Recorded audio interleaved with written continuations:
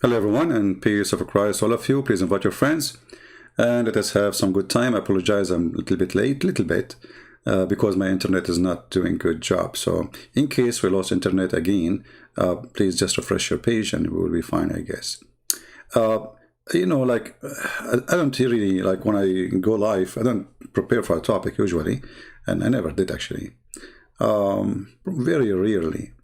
I look at the comment, and the comment, they give me a topic.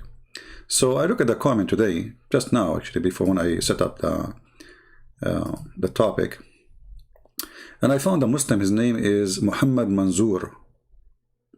This is his name, Manzoor. You know what you can do. I mean, he's born this way. So Muhammad Manzoor said, by spreading wrong information, don't know what he is talking. Okay.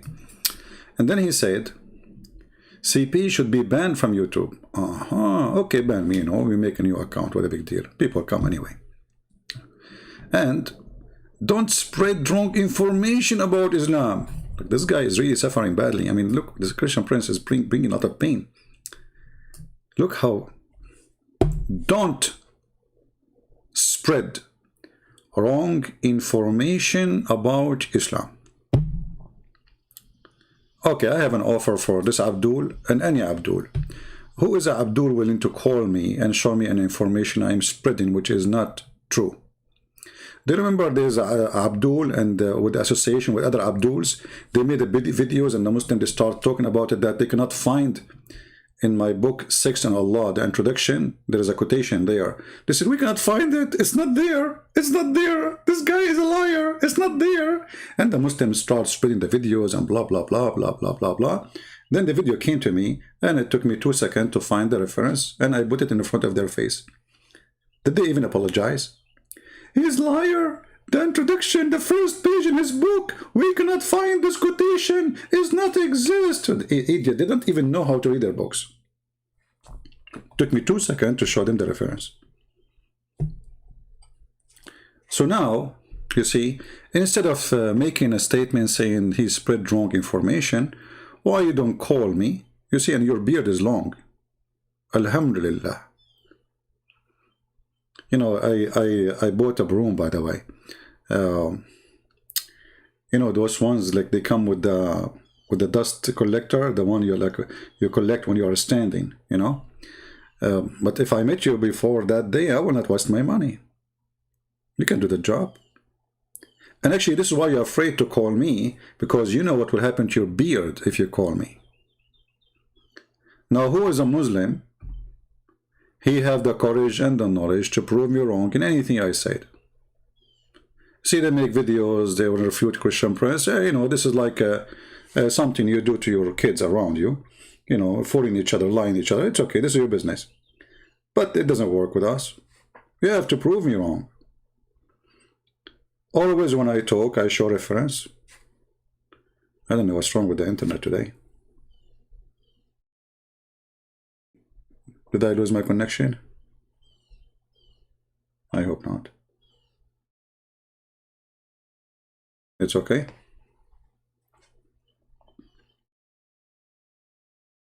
Something fishy. Okay.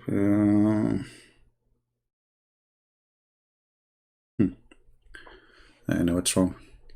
So, as long you have knowledge and you are sure, then let us see who spread wrong information. Then he made, let us see another quote here.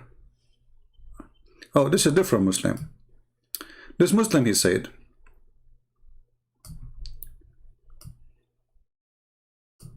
his name is Abdullah Saleh. Okay, Abdullah. Wow, shameful you are for such blasphemy. You spread and corruption of Islam and use those Muslims who do not know much knowledge, don't have more. Okay, why you don't call me and give me the knowledge? I mean, look at their complaint. All of them, they are complaining about, okay, I'm talking to Muslims who have no knowledge. Well, show me one Muslim have a knowledge. Do you remember Zakir Naik when a Muslim woman, she asked him, why the women, she will not get, you know, virgin. I mean, like the man, he will get virgin. He said to her, Sister, first of all, the Quran promised us the word hur. And the word hur is the plural word, which means it's a female and male. So, sister, you are going to get hur too. Alhamdulillah. The Muslim woman, she will get hur. I am the one who spread wrong information. And none of you, there's like 10,000 Muslims sitting in the chair. None of you stood up and says, shame on you, you idiot. The Quran says they did not bleed. Those are female and male. So who is the one who spread wrong information? Just because he defends Islam, you know, whatever he say, even if it's stupid, you agree with it, no problem. Huh? The word hur is male and female? Are you sure, brother? Yes, brother. Yes, he says that, brother. So what this verse here is saying? Huh? What? The word hur is male and female? Are you sure, brother? This is your Zico. And the funny, like, none of you complain about his English, but all of you complain about my English. Actually, this guy is a spitting machine. Not only he spit wrong information, look, he made the hur male and female. So now, you know, in the heaven of Allah, your mother, she will have 70 male, and here, you know, like, I'm not going to give details, but imagine this. According to Zakir Naik, your mother, she will be so busy. Long line. Hey, you cannot pass your, your turn. Stand in the line. This is the Abdul telling about his mom. She's in the bedroom. Abdul, so Zakir Naik, he promised your mother she will be by at least 72 too. Alhamdulillah. And none of you get upset?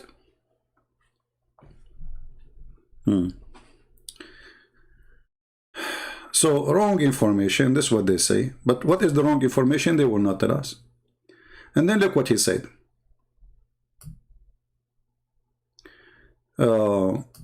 These Muslims who do not have much knowledge, why don't you go to Uthman at Balboa Park? Because you realize we offer this Uthman to call me, and we, every video he make, we can make 100 laugh about it. Actually, isn't it this guy who made a copyright claim so I can take the video, respond to him down? Potato. By the way, we are going to have some fun with him soon. I saw some videos of him with David Wood, so he cannot flag them because I will use David Wood videos, and we will die laughing. Who is the one who is running from debate? It's you, Muslims. Why I need to go to Balboa Park? Since when I go to Balboa Park? May Allah Balboa you. A person who can debate me, he can debate me anywhere. Balboa, no Balboa, he is hiding behind the burqa. The excuse, he will debate me only face to face. Everybody knows that this is an excuse, so he don't meet me and don't talk to me. I go nowhere to debate Muslims. Since when? All the work I do, I do seminars, not online, yeah, but I don't go to debate Muslims. Why I want to do that? What for? Here we go. I just opened my live broadcast. We have 800 now, just 5 minutes after we started.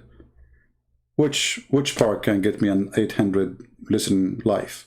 And here we can show the reference, and nobody can lie about it. No need to scream, no need to shout. Let your Balboa call me if he dare. He's a potato. All of you, you do the same excuse. When the tit boy, Mimi Hijab, he said to the Muslim he would debate me, what he did, the coward, he started playing videos. Did you say that? Hang up on me. And he started cursing me and saying bad words. He did not dare to debate me. Who is all of you?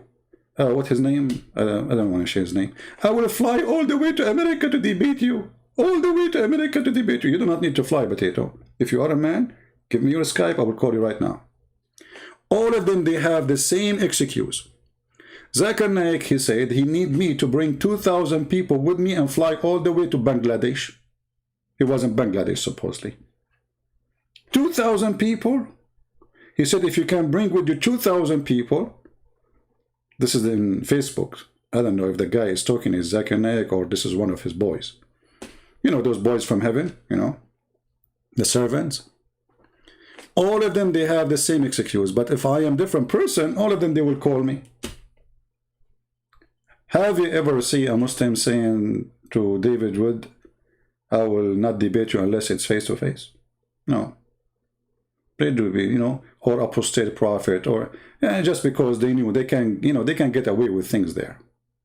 Not with me.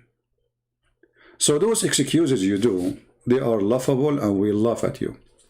Then, because you know your lies will be exposed, you can expose me by calling me. And what about you call your Balbula park boy and tell him, I will, you know, I will be the moderator between you and Christian Prince. I will make you the moderator. What do you think? You put him on the line with me and you are the moderator. And let us see who is going to expose who for lies. Let us continue. Crying kids. Yeah, it's a comedy time. Okay. Now this is a Muslim. He's answering other Christians, supposedly. A Christian, he said to him, Christian Prince, he have degrees. He said, what degrees? I'm embarrassed of him spreading lies about Islam. He's spreading corruption and earning nothing but worth of God Almighty. May Allah guide you all. You see, just to show you the corruption you are spreading yourself, you just said, may Allah guide you all. Isn't it the Quran says Allah guide not the Christians? You stupid. Isn't it Allah who said in the Quran that He is the one who deceived us? Isn't it the Quran says that He is the one who sealed our eyes and our heart? Let us go to the book, the Yellow Pages of Muhammad.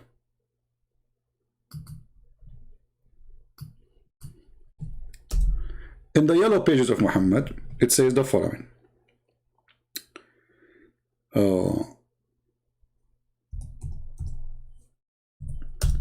Why somebody don't believe in Allah? The answer is in the Quran. Allah don't want you to believe in Him. Read carefully and love.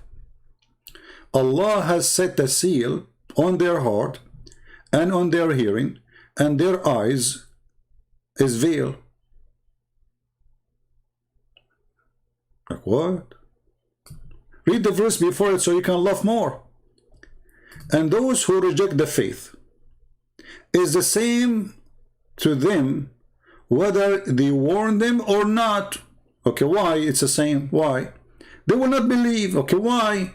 Because Allah, He set a veil on them. Have you ever heard? So who is the bad here? I mean, have you ever heard of a stupid religion more than this? Hey, Muhammad. Muhammad, he's trying to explain why people don't believe in him. I mean, come on, he is a child molester. So he have a qualification to be a prophet. A Muslim prophet. He go to the house of his own son and he flirt with the wife. So he's perfectly prophet. He kidnap women from their husband and he rape them. So he's qualified to be a prophet. He take the best of the booty, like the biggest TV for him. He's qualified to be a prophet. He is the person who ordered women to give their boobs to adult.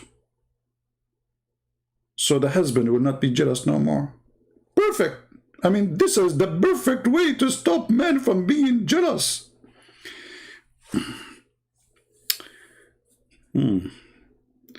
So if I work as a driver for somebody in Saudi Arabia, and the husband is jealous, the wife, she will say to me, let us practice the sunnah of the Prophet of Allah. And you know, when the Muslims, they start practicing the sunnah of the Prophet of Allah, Sunni themselves, they start calling each other names. And, you know, they don't accept it. Do you remember the tit boy? Who remember the tit boy? You know the tit boy, right? Tit boy, he is the one who said to me, Christian Prince, Christian predator, sexual predator. Why? Because I was quoting his prophet saying, give your boobs to a stranger, suckle me. Suckle me. He go around and he say the same. Making fun of his prophet quotation.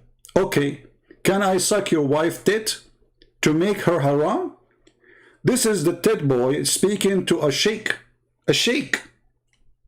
Because the sheikh, he said, this is what the Prophet said.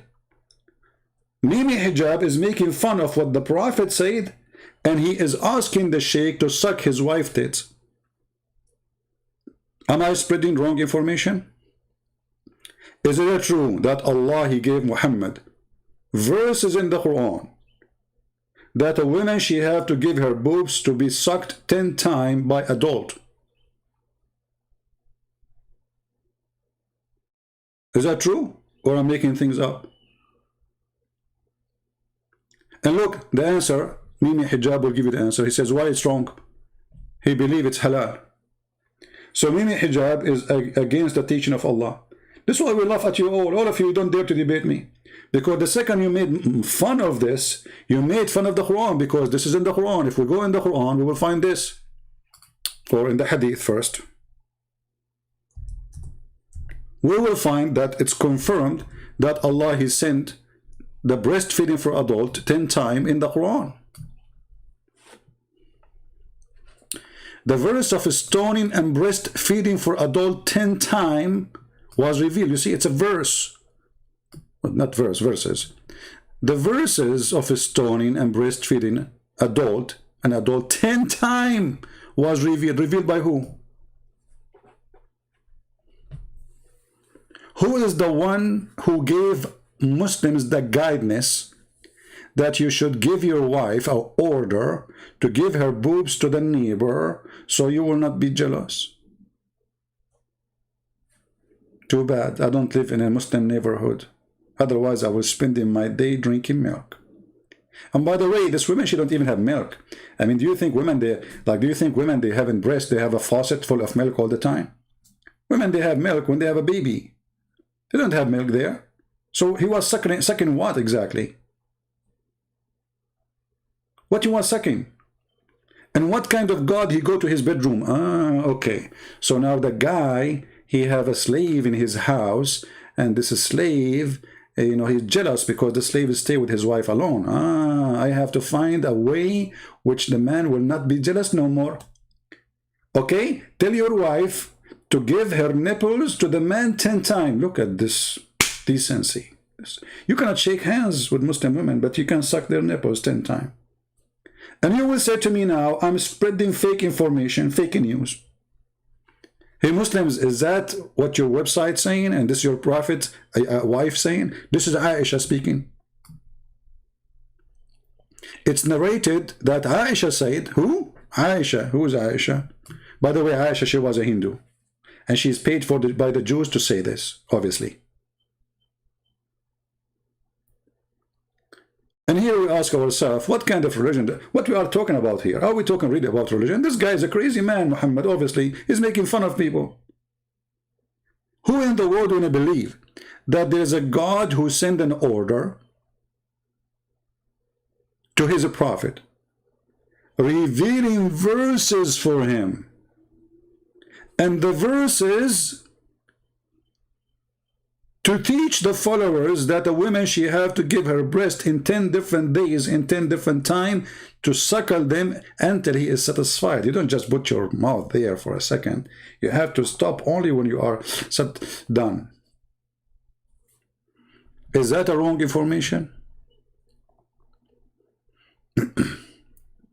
Any Muslim would like to say anything? Yeah, do you think Aisha is spreading for fake news? And here, not to forget to mention that those verses are gone by, what is the excuse? The goat ate it. I mean, who in the world will believe in such an excuse? Don't the Muslims, they say that we memorize the Quran by heart? Who is a Muslim when they recite for us the 10 times breastfeeding for adult? As long the Quran preserved, correct? Not brother, not a single word brother is gone, brother. Oh, okay. Well, I don't know. The book of As-Suyuti says that, as an example, the chapter of Al-Ahzab used to be equal to the chapter of Al-Baqarah, which means there's more than 100 verses are missing in one chapter alone, or 110 verses. Any Abdul? Who is willing to recite for us the chapter of a breastfeeding for adult? And how in the world the goat ate it and now you Muslim don't have it? Okay, the goat ate the paper. But did the goat eat the memory of Aisha, the memory of Umar ibn Khattab? I mean, it looked like this goat ate everything. This goat was going from a house to a house. She ate the memory card, the memory flash drive, the paper. She ate anything, this goat. To the point not a single Muslim remember the verse. Who wanna believe in this garbage? Okay, the goat ate the paper. We got it. Not a single Muslim remember the verse.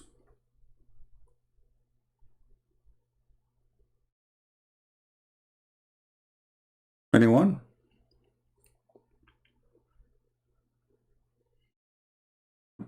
Any Muslim remember the verse? So we find here that Islam is not anti-goat resistance, like there's phones like they say water resistance, dust resistance, theft resistance, whatever.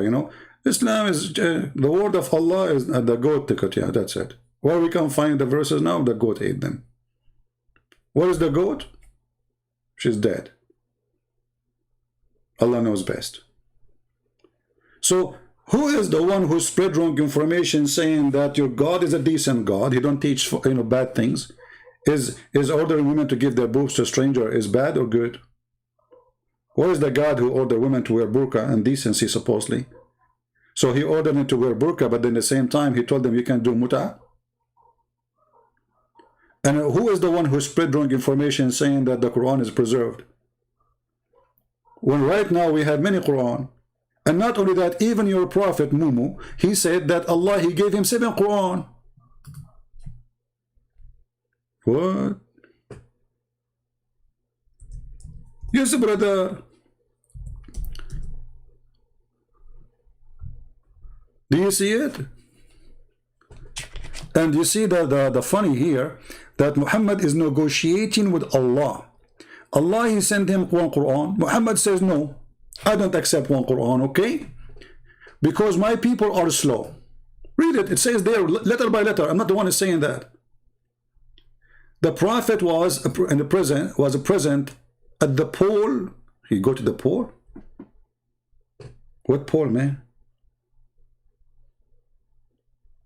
I thought bikini is haram. Okay. Of Bani Ghaffar, Jibreel came to him. Jibreel came to him when he was in the pool. I hate it when the angel come to me when I'm in the pool. I mean, come on, I'm all day long not busy, and now I'm having fun in the pool, and now you are coming to me. Hey, Kerry, if you spam the text again like this, I will block you. Anyone will spam the text like this, you are a Christian or not, we will block you. Don't act foolish. Watch my video is debunked, and Fifi respond, you are liar. Why you don't call me and debunk me right now in air? Muhammad Qasim. Guys, there's a guy in the chat, his name is Muhammad Qasim. He make video to debunk me. Can you call me right now and debunk me live? What do you think, people? I have an invitation for you to debunk me live on air. Are you there, Muhammad Qasim, or you are a person who can debunk me when you are alone in your bedroom in front of your wife, and your wife, she is doing breastfeeding for adult?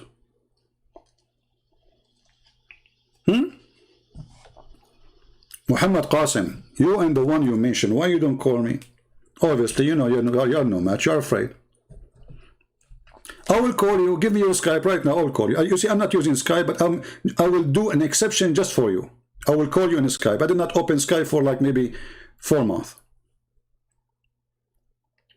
You overtalk to me, no problem. It's a conversation. Oh, you guys, you overtalk.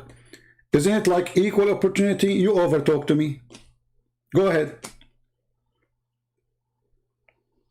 You know what? Forget about overtalk. I promise you. I will give you 3 minutes to talk, and I will not overtalk you. And 2 minutes for me. And you don't overtalk me. What do you think? 3 minutes for you, 2 minutes for me. Do you accept, Muhammad Qasim? promise in front of everybody. Do you accept? I'm making a promise publicly. Are you willing to do it? To debunk me? 3 minutes for you, 2 minutes for me. And I will not talk at all. Actually, I will mute my microphone.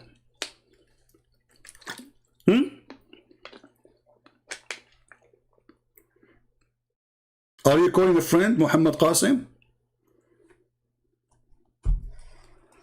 Oh, let me download the Skype. He is downloading Skype now. Okay.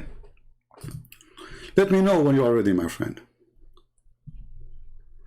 So guys, invite your friends. We have Sheikh Muhammad Qasim. He is going to debunk me.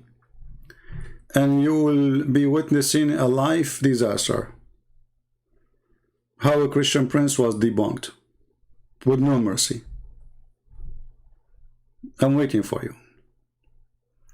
You do not need 15 minutes to download Skype, my friend. It takes 2 seconds.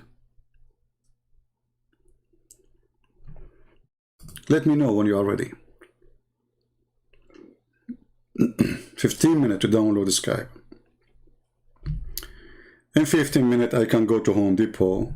I can buy poison for rats. And I can bring it to the Jewish woman who was cooking a goat for your prophet.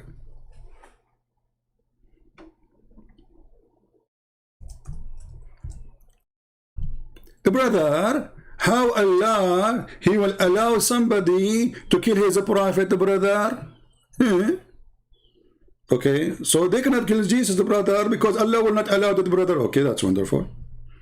So how your prophet, he died by poison, which is bought cheap, you know, it's not even $4 from the Home Depot. You see, the hadith here is corrupting stuff. It says there in the original hadith that the woman, she went to Home Depot and she bought that poison from there.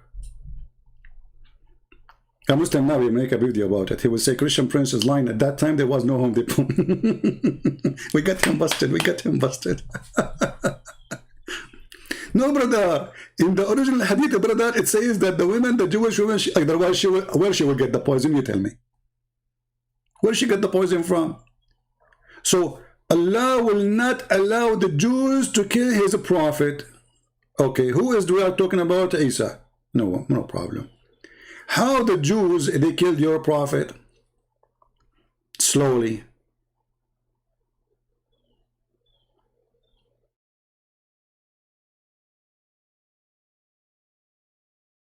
Guys, do you think Qasim will really go to Skype to contact me?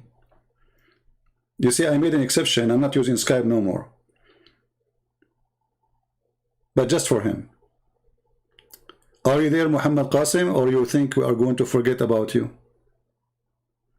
I think Muhammad Qasim is going to go. He will say right now, I have to go to Home Depot. Just wait. You are waiting for nothing. He will never come. He will never dare to speak to me. And he is now busy. You know, he just remembered that his wife, she asked him to go and buy some nail glue. And why you need nail glue? I'm going to nail you with it.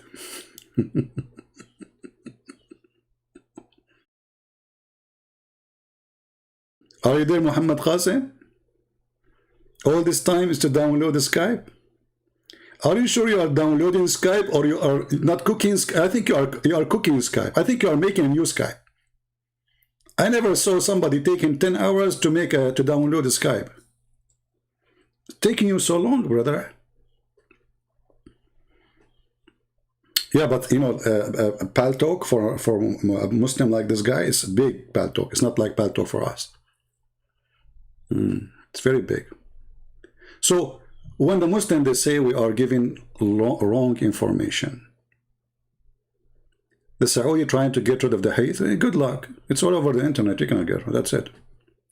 Too late, you know. This is something they should do, like, you know, maybe 200 years ago. Even if they try 200 years. You see, the hadith we have now is after they get rid of more than maybe 95% of it is trashed already. Even Ibn Ishaq, he said that there is many, supposedly in their books they're saying, that many hadith is not suitable to be written, we took it off. So already this is after filtering. This is after the filtration.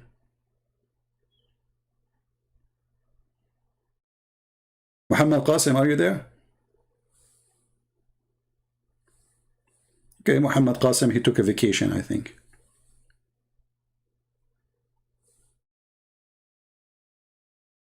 Let me make a prediction. Muhammad Qasim, he will not be able to call me because his wife, she told him you cannot go live on air unless you wash the dishes first. And you can imagine how many dishes there.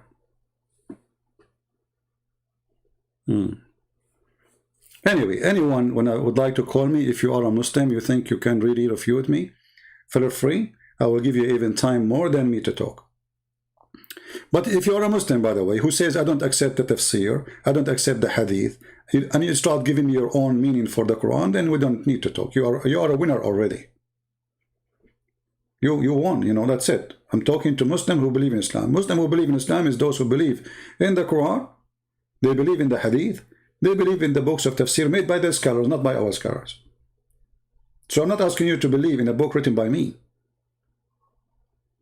And by the way, my book in Russian, Quran and Science in Russian, is going to be published very soon. Actually, I was planning to publish it today, but then a friend said, let me read it first to see if there's any mistakes in the Russian grammar.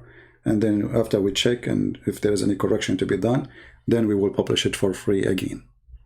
So now we will have 2 books in Russian for free. Okay, forget about Muhammad Qasim. Obviously, he's gone with the wind. So let us go to the second comment, or third comment, or fourth comment, whatever it is. Abdullah Saleh said, answering the person his name practice dream. Oh, so you believing in one God is and his messenger and worshipping God Almighty alone is evil? That's deep. You know, here how the Muslim, he can get you busted. Look, how you can say that this is evil if you believe in one God. Hey, Abdul, who cares if you believe in 1 or 10? If your one is evil. Here is the challenge. Is the God of Islam is an evil God or not? So, okay, now supposedly, you see the Muslim, when you say we believe in one God, supposedly he made victory by saying that one God. First of all, the Quran says, if Allah want to take a partner, he will take it from ourselves. So how Allah is one, yet he want to take a partner from us? Us who? You see, either your God is one or your God is many. Is he one or many? If he is one, then he will not say, if we want to take a partner, talking about taking a wife, we will take it from us. Us who?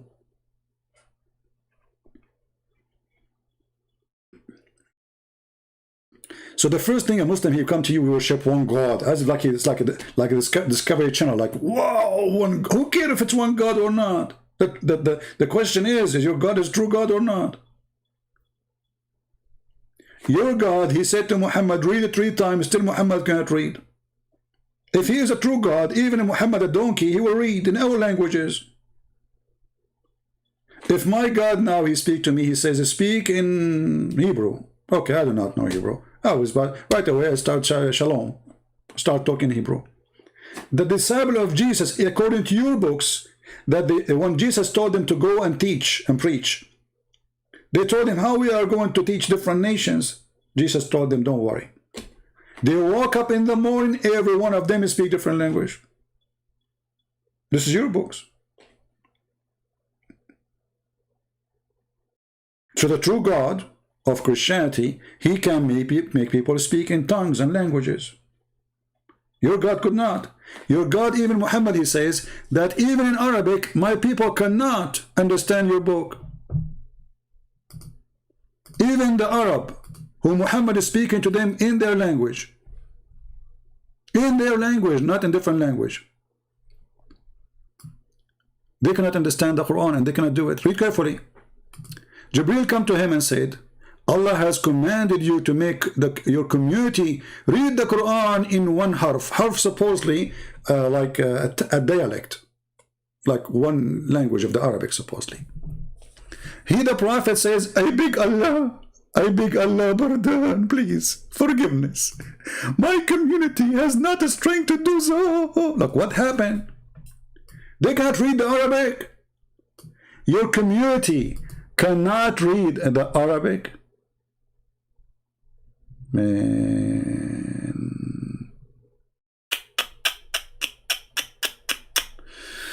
At one point in the Bible, it says the man fall and gusted his organ. Okay, let me show you this, Abdul. You see, this is because the stupid you who repeat and copy and paste. It's the same statement, you idiot. A person who was hanged, after his body decay, he fell down and his body demolished. The answer. See how easy it is? The Bible says, one verse says he was hanged, the other verse says his organ came out. His organ came out, if you like. If I show you right now from your prophet story, it says, قَدْ رَبَى بَطْنَهُ. Your prophet, when he died, they did not bury him for 3 days. So his belly became so big, full of fart and gas. And if you leave it this way, the belly will burst. This is normal for a dead body, decay. This is what happened here, you idiot. So he was hanged and nobody take him down until his body decay and his belly burst. So one verse says this and one verse says that. We got you busted, Abdul. You are talking to Christian Prince. The question is now, as long you mention this, what kind of a prophet he say that our Allah, he promised us that the body of the prophet will not be decay. And then the Muslim did not bury him for 3 days. And then after that, Muhammad belly became so full of fart. Who want to debate me about it and challenge me to show the reference? Muhammad, he said, oh, pray on me.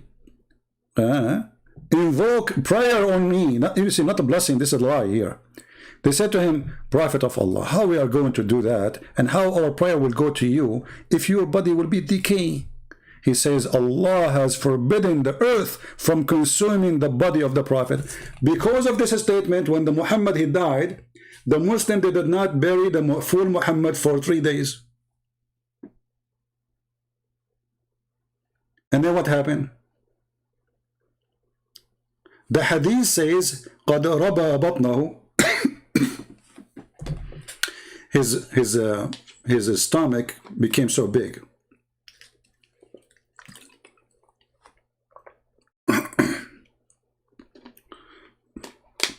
Is that correct, Muslims?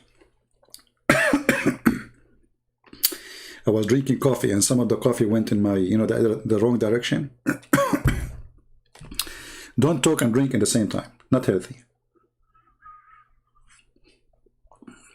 So Abdul, is true?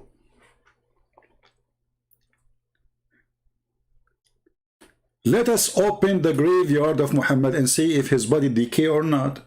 It will take 2 seconds to prove if Muhammad is true prophet or not. Because if his body in the grave until now never decay, that's when Muhammad was telling the truth.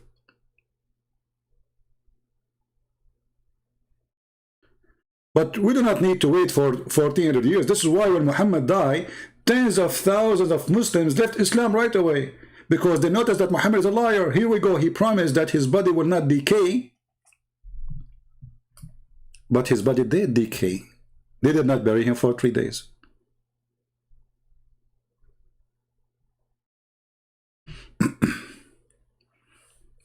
Any Abdul?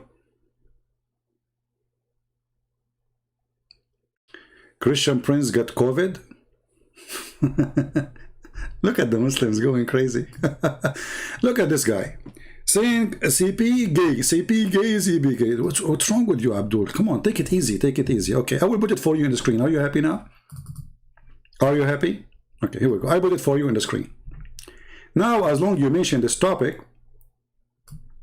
is it true that the Muslims, they came to the caliphate and they ask him that they have a scholar, a sheikh, praying in front of them, and he is homosexual, and he is tempting them. He's what? Tempting them. How he is tempting them? Hey Muslims, how a Muslim imam he tempt you when he pray? He bend over? Any Muslim can tell me what's going on?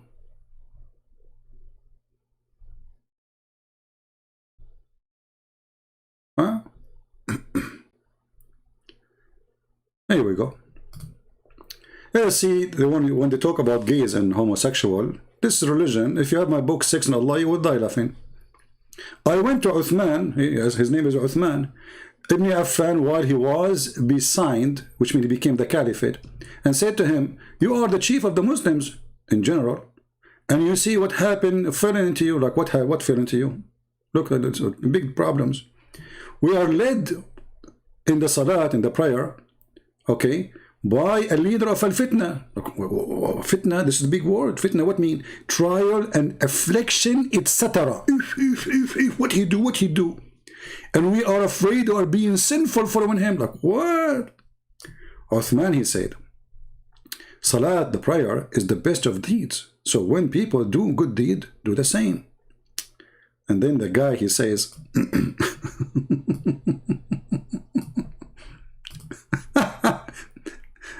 yeah, okay, so do the same with them. You know, like do the good deed and avoid the bad deed.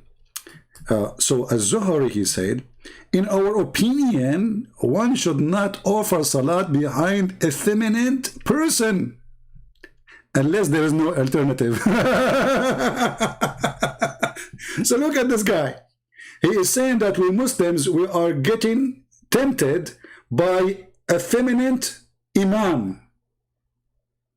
By what? A feminine imam. How he tempt you unless you are a gay yourself? We have Muhammad Manzoor here. How are you, Muhammad Manzoor? Hey, Muhammad Manzoor. If you are praying behind a homosexual imam, how you are being tempted? How those Muslims are being tempted by a homosexual imam? Who caliphate, he see no problem with him. Can you tell me? Instead of focusing in my face, I see that you Muslims, when you pray, you don't focus on the face. Obviously, the guy is bending over and you are focusing in something else. How you are tempted by a man, he is bending over in front of you, unless you are a gay too. So look at those hypocrites. They went to the caliphate saying to him, oh, the imam is a gay. And we are being tempted. Okay, how you will be tempted unless you are a gay yourself? And as long as we are talking about this, there's a Muslim, he says, oh, in the book of Genesis, chapter 24, it says that the servant he held under the thigh of Abraham to take an oath, he was begging for mercy, I did not do it. Or he, he is taking, I'm not guilty, please forgive me, please. He hold his leg. Somebody will say to you, oh, it meant he hold his testicles. Does the verse there says testicles? It says under his thigh. So he's holding his leg, begging for mercy. So what about your prophet kissing men and hugging them, and they are kissing him down his belly? Is that true or fabrication?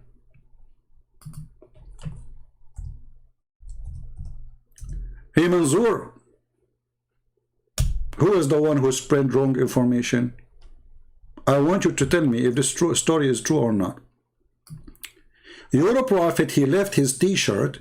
The guy, he complained to Muhammad. He says, you are doing this to me and I am now wearing no t-shirt, but you are wearing a t-shirt.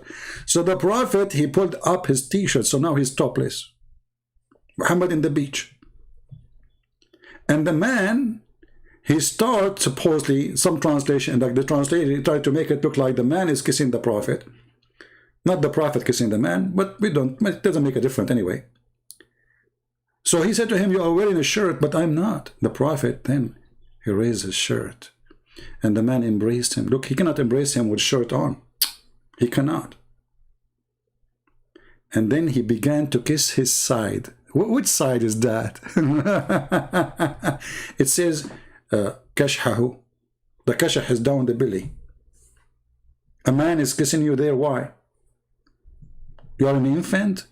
Like, you know, some, you know, like people, they like, they put their mouth in the belly of that kid. He starts laughing, blah, blah, blah, you know. Okay, we can say this is like a kid, but this is your Prophet. He's a man. Why a man kissing him there and he is wearing nothing? Is that a tradition? Are you going to say I'm spreading wrong information? No, it says here صحيح صحيح in chain صحيح الإسناد. See?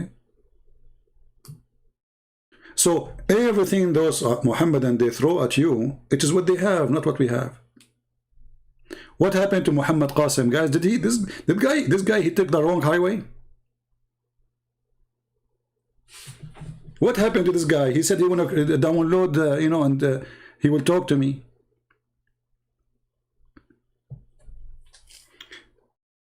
Okay, let us go and see more comments.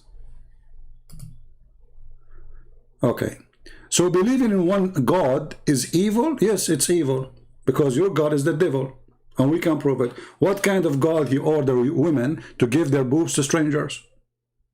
What kind of God he order men to have sex with the children? Right? Muhammad Yusuf, if you want to call me, you can call me in Paltalk.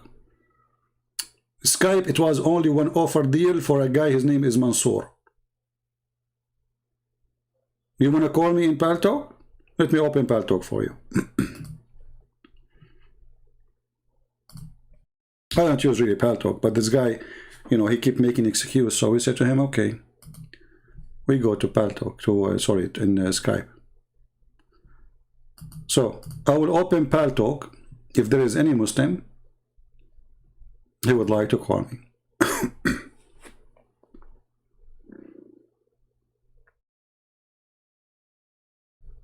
All right. Try to use your computer, please.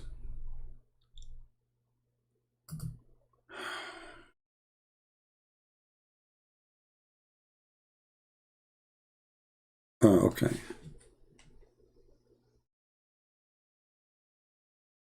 Kim Jong, a Muslim, he is trying to guide me.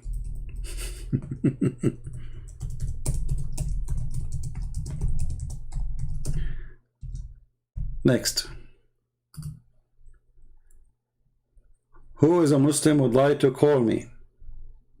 I am in Paltalk, waiting for your call.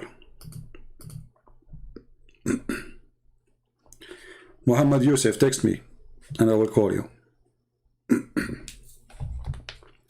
So is worshiping one God alone is evil? Yes, it is evil, because the God you're worshiping is Satan.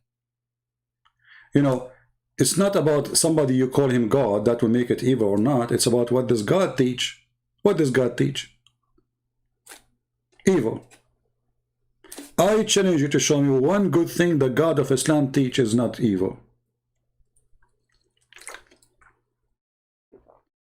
Who can teach me? There's a few things Muhammad he copied from the Old Testament, but those are not, they don't belong to you. This is a theft. Show me something Muhammad he come with. It is his own. Right?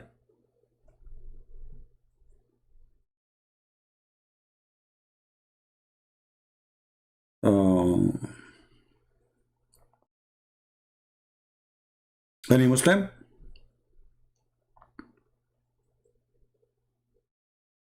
Okay, you are going to prove Islam. What are you waiting for, my friend? Why you don't text me? Until now I'm waiting for you. Guys, we have a guy, his name is Muhammad Yusuf. He is going to prove Islam for us. That's wonderful. I cannot wait. Waiting for you, my friend. You see, and I'm calling you my friend. I will speak to you nicely.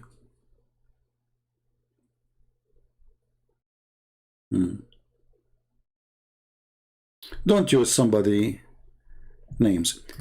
So do we have any Muslim would like to call us or to prove us how Allah is the one God? Even the Quran is against what you are saying. The Quran says Allah, if you want to take a partner, He will take it from us. If Allah is one, there's no us. Especially He's talking about a partner.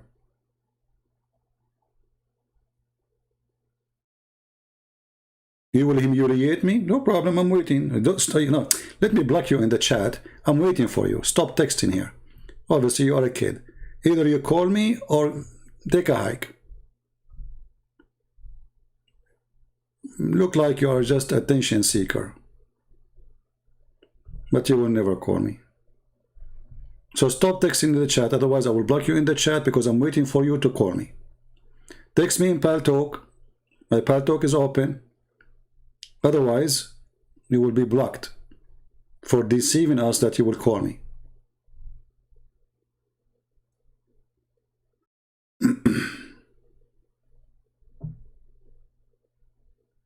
Muhammad Ismail saying he will humiliate you if you call Muhammad Qasim. Look, Muhammad is talking to Muhammad, giving advice. So now we have two Muhammad advising each other. Look at this, look at this. The corporation. Muhammad Ismail saying to Muhammad Qasim, or Muhammad, whatever his name, he will humiliate you if you call Muhammad Yusuf. He has no interest in truth. Like, what? So you are asking him not to call, right? And how you will be humiliated if you can prove me wrong. So you know that you are no match. This is why you are trying to tell this guy, don't call. You don't know what's going to happen to you. We cannot defend Islam, brother. This is the truth. Nobody can defend Islam.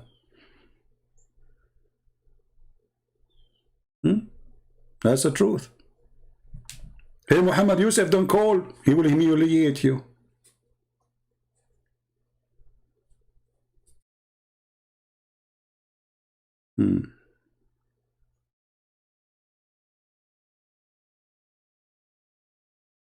So if you are a Muslim who have knowledge of Islam and you call a Christian prince, you will be humiliated. Why? Because you will find that you have no knowledge. You're an idiot. Very simple. Okay, Muhammad Yusuf, he texts me. Let us hope that is going to work. Let me call him.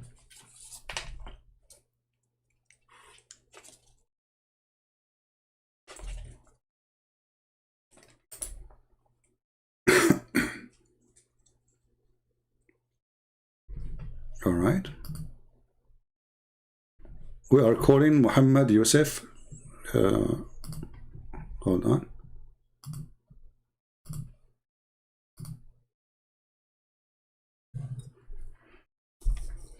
Yes, Mr. Muhammad, how are you? Wa alaykum assalam. You said to me, assalamu alaikum? Yeah, but is it wrong to say assalamu alaikum to someone who is a Christian? This is the same kid. Do you remember him? This is Chippet kid. Get out of here. He's not even a Muslim. Who is a real Muslim when I call us? No, this is not a Muslim. This is just a kid. He liked to call and, you know, annoying person. Just a stupid kid. Any Muslim?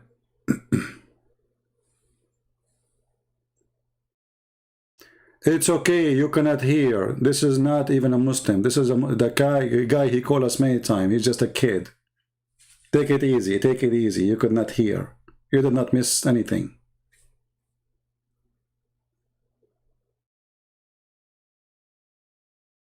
And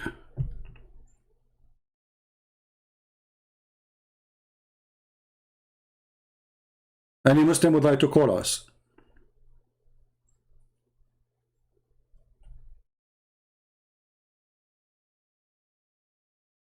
Anyone?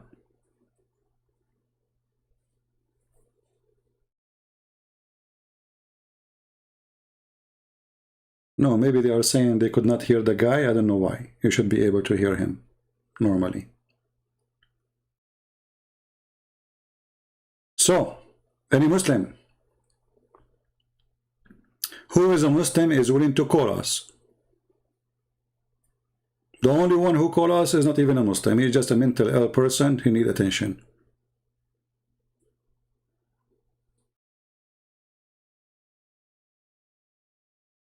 Anyone?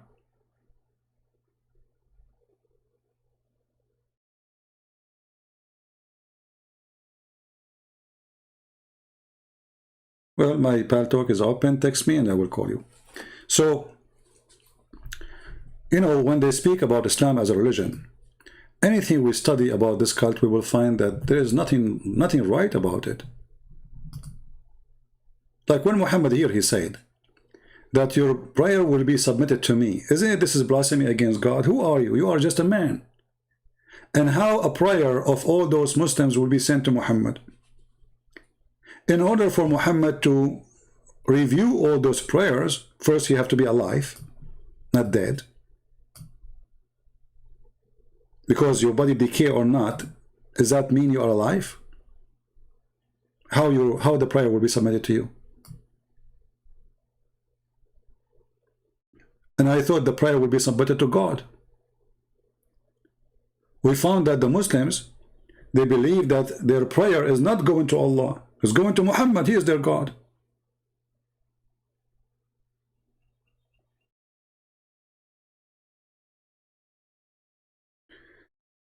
Debate fulfillmental theist. Okay, just debate. He didn't text me. Don't flood the text, my friend. Stupid. Don't flood the text. I'll block you. There we go, I blocked you. Don't tell me debate this guy and debate this guy. My pal talk is open, text me, and I will call you.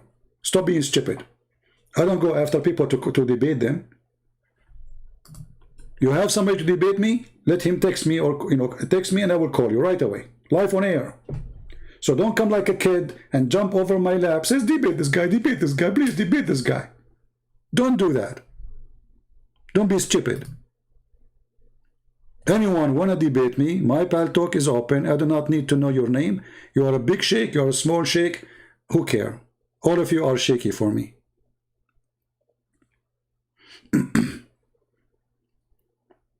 Anyone? So how the prayer of the Muslim will be submitted to Muhammad unless he is claiming to be God? And actually he changed his name to the praised one, so he will be the praised one. He will be God. So now Muslims are praying for him, and the prayer is submitted to Muhammad, not to Allah. But Muhammad supposed he is dead. No, he is not, brother. That's what Muhammad is claiming. And by saying such a statement, he claimed that he is God, because the prayer should be submitted only to God, not to a man. Don't the Muslims, they say, we pray only to Allah? Don't they say that? Well, read with me. Their prayer is on Muhammad, and it is submitted to Muhammad. Where is Allah?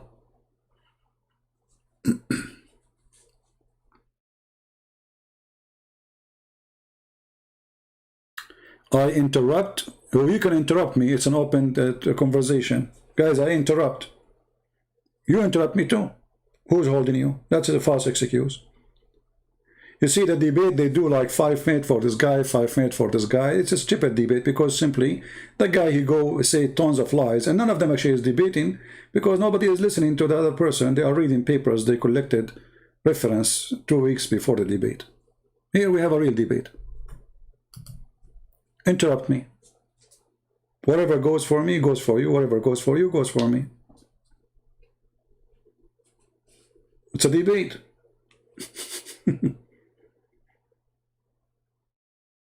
A real debate should not be you talk 5 minutes, I talk 5. That's not a debate. That is a theater.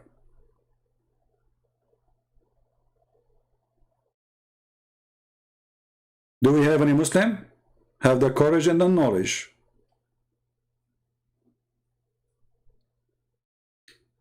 Interrupt me.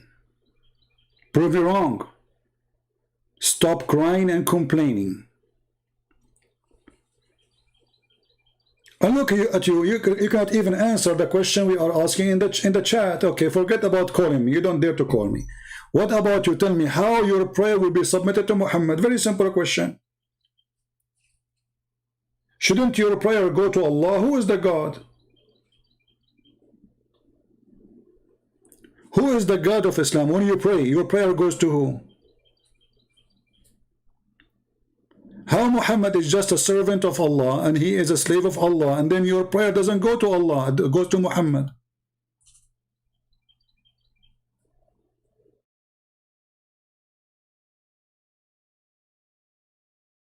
Anyone? Maybe we need to change the the chat speed. Maybe it's too fast. Okay, let us make it in slow mode. We will make it every 30 seconds. So to make it easier for the admin to watch the chat. Any Muslim?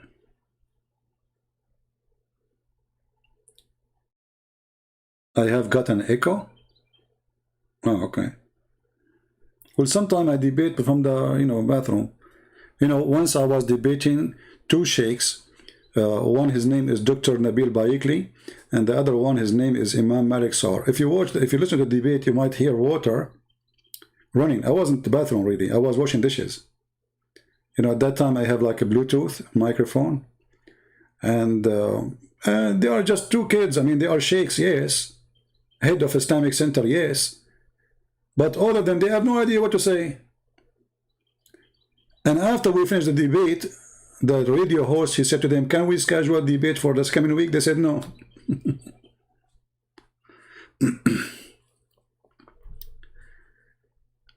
So do we have any Muslim sheikh? Anyone?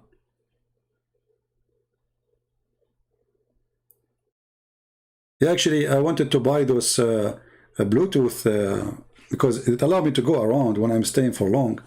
But they are very expensive. I don't know why they get so expensive. They were expensive at that time, but now they are way more expensive.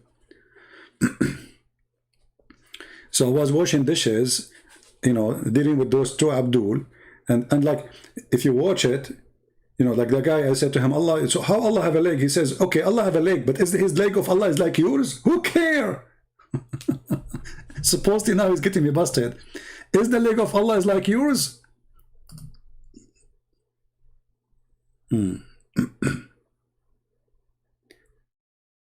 I hope you are still live when my friend come over. When your friend come over, let me know.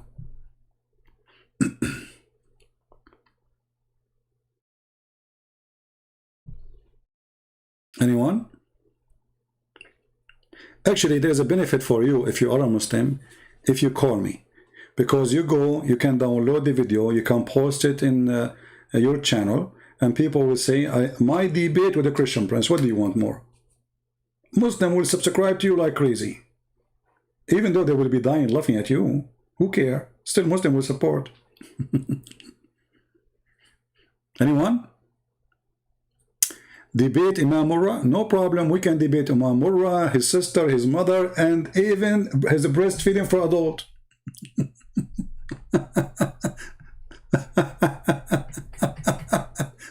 And you don't forget to submit your prayer to the Prophet.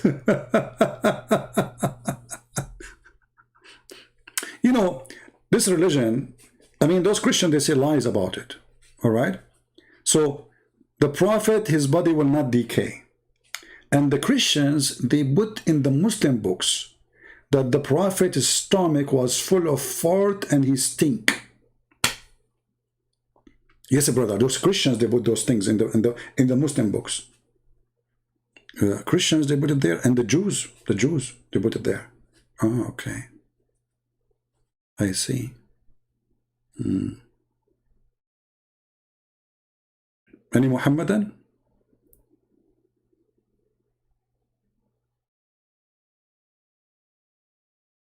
Anyone?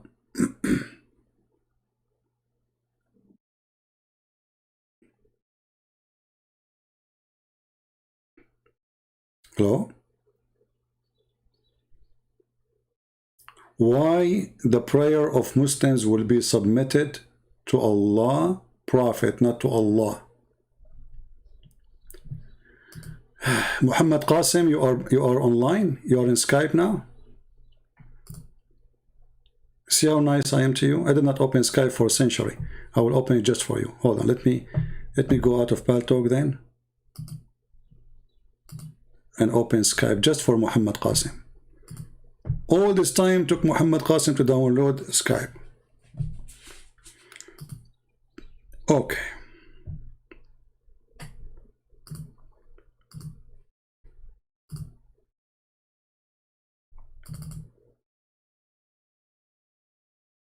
I think I did not open Skype for more than 5 or 6 months.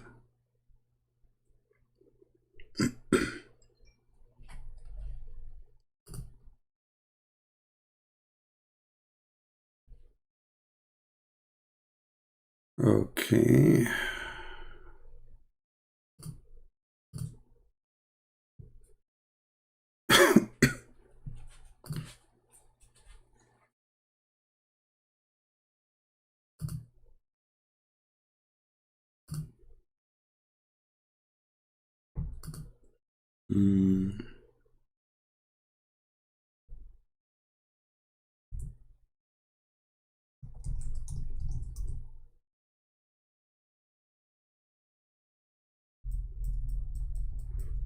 I can't even remember my Skype account.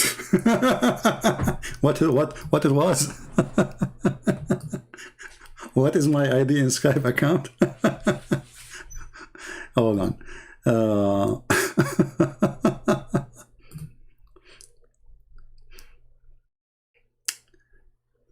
Okay. Well, even if it's ultimate fart, it's okay. We will have fun. It's good to have him, so we can laugh.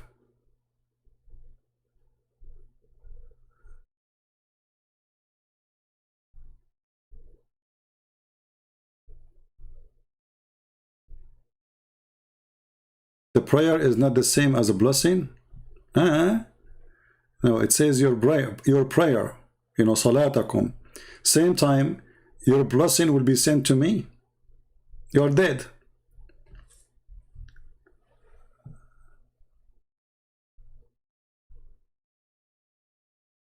Let's see.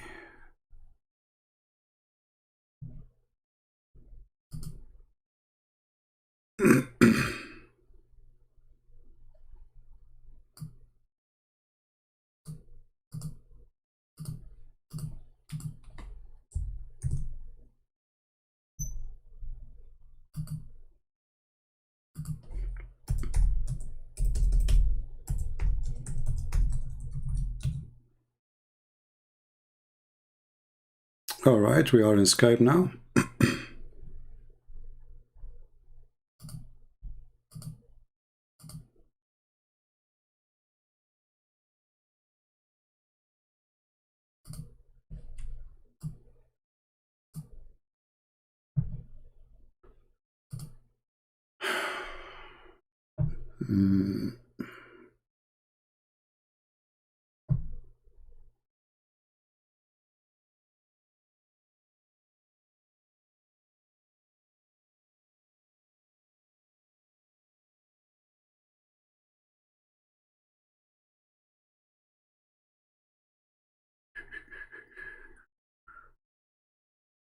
All right, my friend, text me. I am in Skype.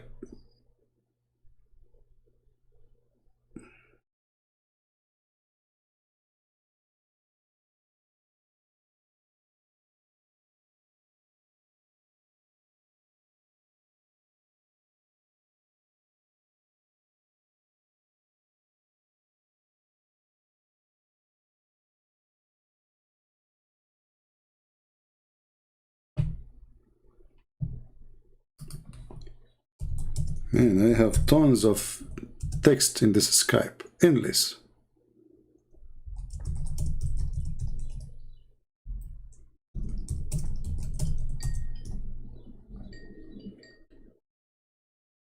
Incoming call.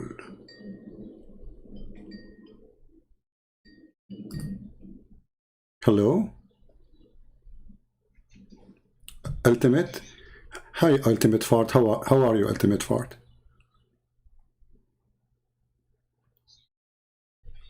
Hold on. People don't hear you, Ultimate. Just wait. Don't talk. Let us fix it.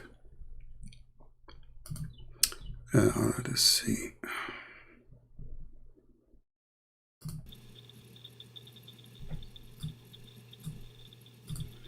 Just wait. Just wait. Okay, talk now. Yeah, I'm right here. All right, guys, we have with us Mr. Ultimate Fort. How are you, Ultimate? Daddy. You gotta say daddy. Oh, okay. You are daddy. Daddy to who? I'm your daddy. Why you be running away? Oh, okay. Listen, Abdul. I have no time for kids talk. What do you want to say? What I want to say is simple. If I say Ashhadu an la ilaha illallah wahdahu la sharika lah. Okay, what does that mean? In Trinity. What does that mean? What does that mean? Question. You see, you chickening. We are talking. You mentioned something. I want to know, what does that mean? You said you witness to Allah and there's no God but Him, and Muhammad is what? Hold on. I didn't say Muhammad. I didn't say anything. Listen. What you say? Say again. Let me speak. I believe in Islam. I believe in Allah as God. Okay. Have no who is Allah? Children. Who is Allah? Who is Allah? Something else. Listen. Let me speak. Who is Allah? We are having a conversation. Okay, you said I believe in Allah as God. Who is Allah? Who is Allah? Who is Allah? No. You run in. Give me 2 minutes. Speak, and then you speak. Let me. No. Listen. I will give you 10 minutes. You said believe in Allah. Shouldn't I know who's Allah? Are you avoiding the answer that you do not know who's Allah? Are you saying I do not know who's Allah? So why it is a problem? Why it's a problem for you to tell me who is Allah? Just tell me and we continue. Who's Allah? Allah is God. Okay. The one and only God. Okay. Who is Allah? I did not ask you what He do. Who is Allah? I did not ask you if He is God or not. I said who is Allah? Who is Allah? I said, who is Allah? I said, Allah is the one and only God. Allah is. Hold on. Okay, so Allah is God. This is not the question. Who is Allah? So, because you don't understand English, if you say who is God, or who is Allah, I said, Allah is. So I'm answering. Okay. Who is? I said, okay. Who is? So how? Okay, you are an expert in Arabic, as I know. And you are genius. Listen, so as long Allah is God, so how come His name changed in verse number 2 in the Quran? If Allah is God, who is La? Who is La? Yeah, you can speak. I'm not talking. Who is La? In verse number 2. In verse number 2, the name of your the God name changed, became La. Who is La? Who is La? Yeah, they don't know Al Ilah. Al Ilah. Allah is the only Ilah. Oh, so, only okay, but this is not the question. It says Alhamdulillah. La, who is La? Alhamdulillah is like in Li Allah. Lillah. Okay. No, it doesn't say Alhamdulillah Allah, because you cannot say that, you know. It says, are you correcting are you changing the Quran? The Quran says Alhamdulillah. Lillah. Who is La? No, La. Okay. Lillah. Where it says Lillah, where it says that, show me. Here we go, read the verse. Li, if you say Al-Ilah, or like Abdul, you said Alhamdulillah, where it says Lillah. Where, show me. Li Allah. Where it says where it says Li Allah, show me. It's got in every language. No, here. The verse in front of us, Ultimate. You see, the reason I accept you to call me, because you need comedy. Now, you are the one who mentioned that you know, right? Okay. I'm asking you, can you please show me the word?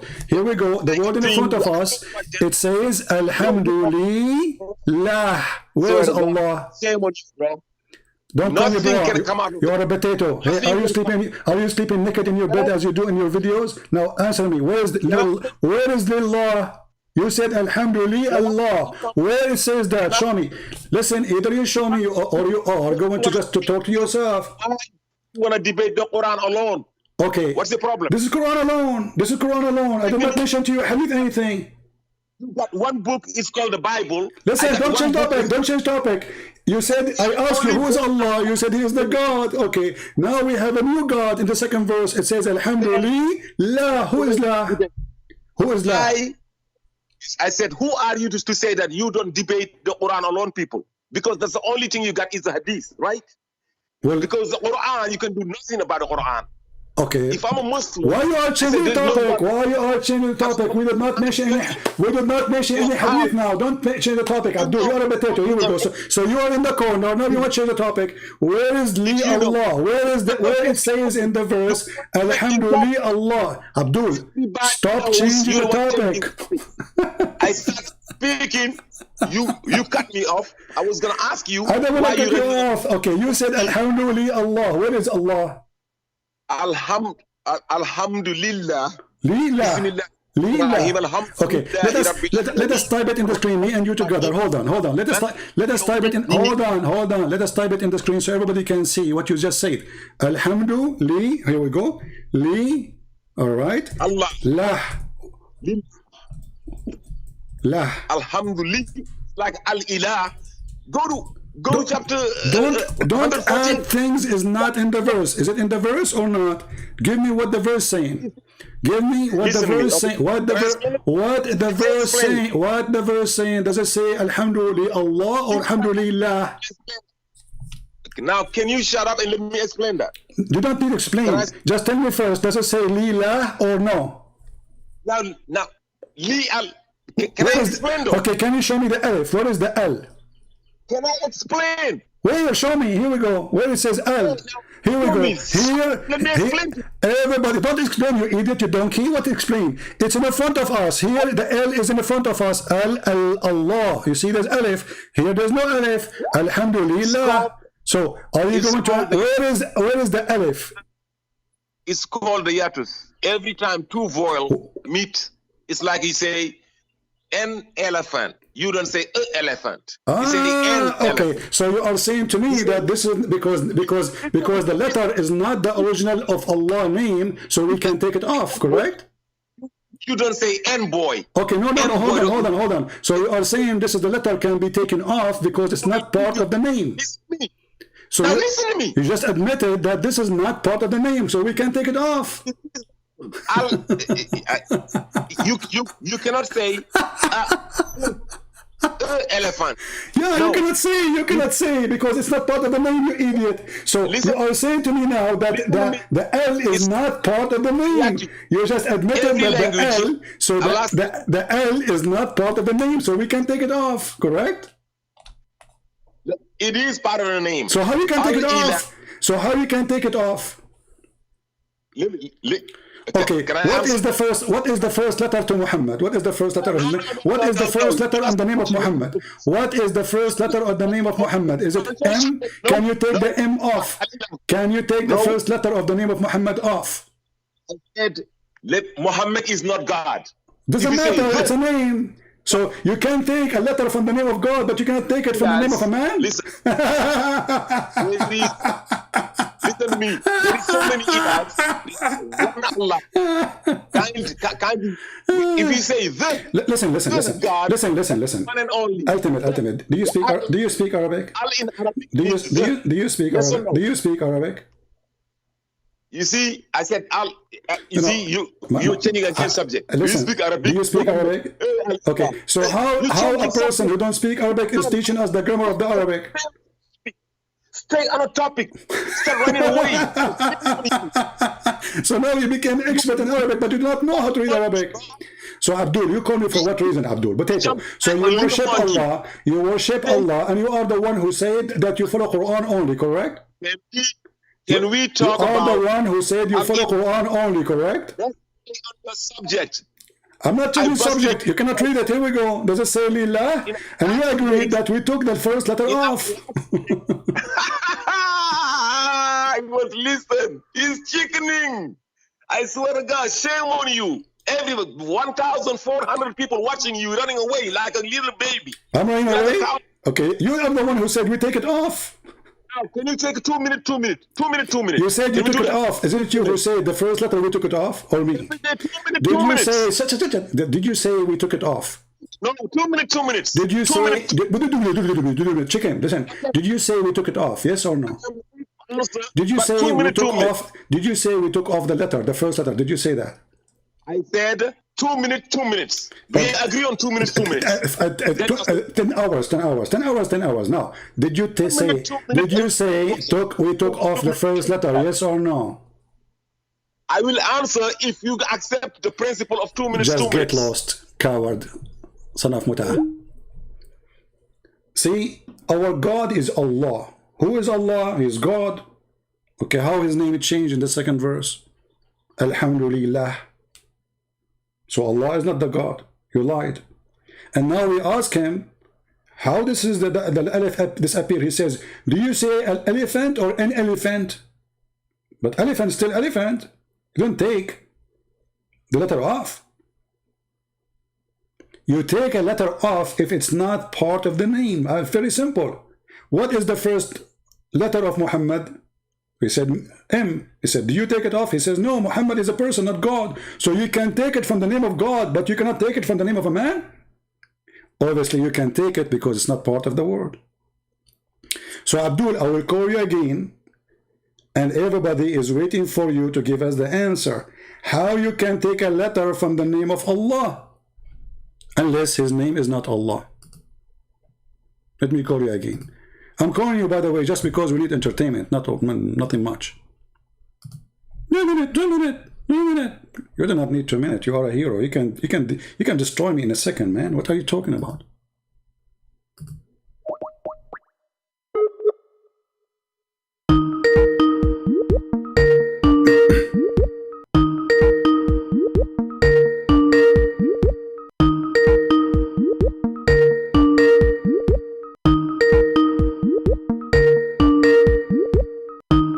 He is not answering. Abdul, answer, come on. What? Somebody asked you to call it?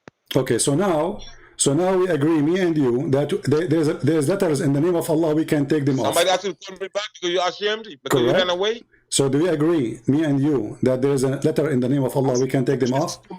Did we agree, me and you, that there's letters in the name of Allah, we can take them off? Yes or no? I said 2 minutes, 2 minutes. Abdul, I will give you 2 minutes, just no problem. On 2 minutes, 2 minutes. But you agree? But you answer the question. You promise? I said, I answer every question and then I ask a question. Okay, so do you promise me if you go out of the question, of the topic? You agree on 2. You're the one that went out of the question. No, the question is, I will give you the question. 2 minutes for you. I promise. Here we go.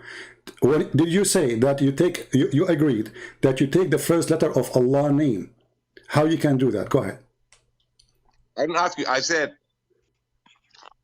in every language, there's something that 2 minutes. If you cut me off, you're a donkey. In every language you go, when 2 vowels meet, you gotta take 1 vowel off.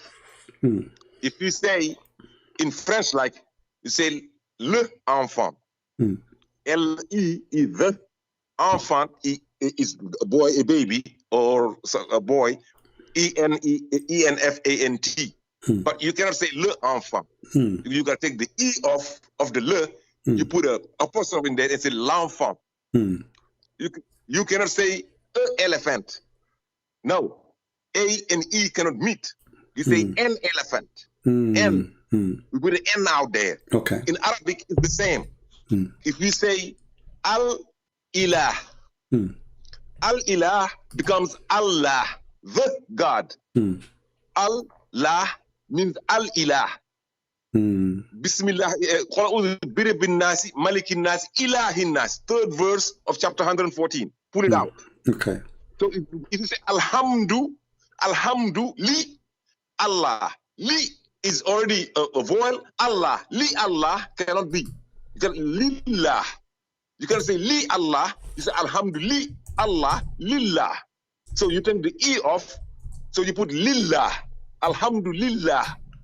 In every language, we got that. You are being a dummy talking like that. Everybody speaks Spanish. Everybody speaks German. Everybody speaks English. Okay, it's already 3 minutes. Can I talk? And alibi for you. Can I talk? It's my time. It's my time. What? Okay, go ahead. Okay, you just agreed with me. So you donkey. You were shouting at me for the last hour, saying it doesn't say that, it says li Allah, and now you just said li lah. So all this is stupid talk to tell me, okay, the name there is lah. You see how stupid you are? So you were shouting at me, saying it doesn't say that, CP. It is li Allah. I said to you, no, it says li lah. And now you agree, it says li lah. So who is the donkey here? And now in the top of that, you just say, you just said that. You see, you said 2 minutes for you, 2 minutes for me, right? You stupid either. Come on. Yeah. So listen, let me talk. I give you 2 minutes. Let me talk. Yeah. Go ahead. So now the name of Allah is Lillah. You just agreed that you cannot put in the front of elephant, you cannot put in the front of a boy. Just shut up. And you are the one who says Lillah. Who is lah? Now it is your turn. Who is lah? Clear. Who is lah? Li Allah means if you cannot put 2 vowels, meaning you can take one off to make it Lillah.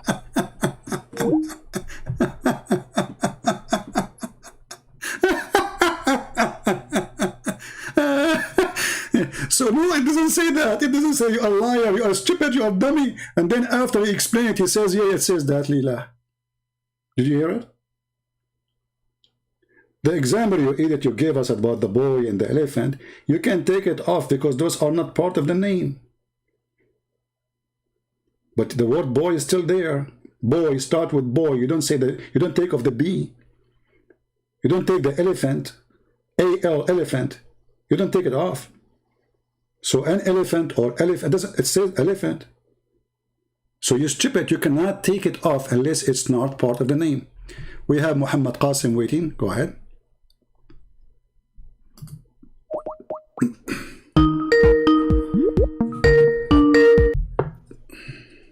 Hello. Hello. Hey, my friend, how are you? Good, good. Bismillah ar-Rahman ar-Rahim. So do you want to have a debate on the breastfeeding verse? Oh, you want to talk about breastfeeding? Go ahead. Yeah, so if you can give me a time to speak. Sure, no problem. I'm listening, my friend. Go ahead. Okay, firstly, you know the hadith that you started off the discussion with, which was about goat eating the verse, that's actually weak. And I'll read the taqreej of it. Yeah, it's weak. If you look, Muhammad ibn Ishaq is narrating with the word an, which makes it weak. You can find the scholars grading it in Shu'aib, Sheikh Shu'aib Arnout. Okay. He's classed as weak in the classification of Muslim Ahmad. So this narration about goat eating, that part is weak. But even let's say if it was reliable, right? I think Darussalam they put it as Hassan. Even if it is reliable, it doesn't take away from the ijma of the Sahaba, the consensus of the Sahaba that the Quran is preserved. So that's one thing. Okay, talk about the what is the verse? Okay, my friend, what is the verse of a breastfeeder for adult in the Quran then? Like I said, it's weak. It's a weak hadith. So if there is verses given to Muhammad about breastfeeding for adult or not? Not for adult. No. Okay. So no, there's nothing concrete to suggest that there was a verses about so to understand what you are saying, you know, we are listening. You are saying it is weak even though the website says it's good. Yeah, the scholars have differed upon it, so it's not reliable. So who is the scholar who can decide what is good, what is bad in Islam? Like, it's up to you? No, I've told you this is muhaddith. These are muhaddith, and they have said that this is differed upon. So when something's differed upon, you can't say this is definitely the case. So then you have to back off from that narration, and you can't but you see, rely on. But there is tons of hadith in front of us. All of them, they are very sahih, and they are speaking about a breastfeed for adult. And even Aisha, the wife of the Prophet, she used to order her sisters and her nieces to do breastfeeding for adult before they can see her. Correct? Which hadith is that? Okay, if we go right now and we check out, let us see. You can give the reference because I can't see your screen. No problem, I will show it to you.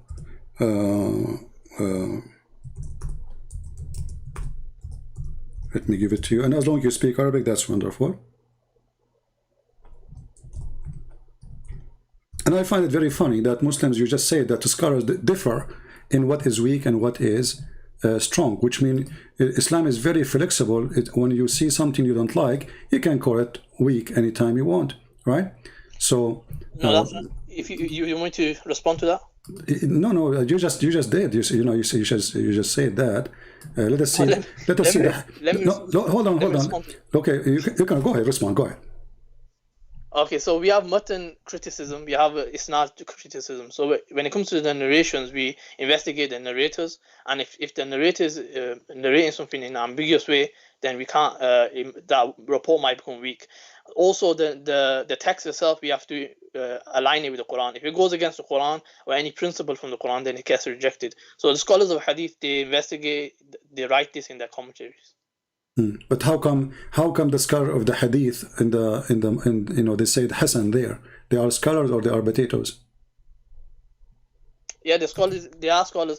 It's just that the general meaning within the Hadith is true. Like, for example, the case of Salim, that's a Sahih Hadith. The Salim. Okay, tell me about Salim. What happened? Did your Prophet order the woman to give her breast to adult?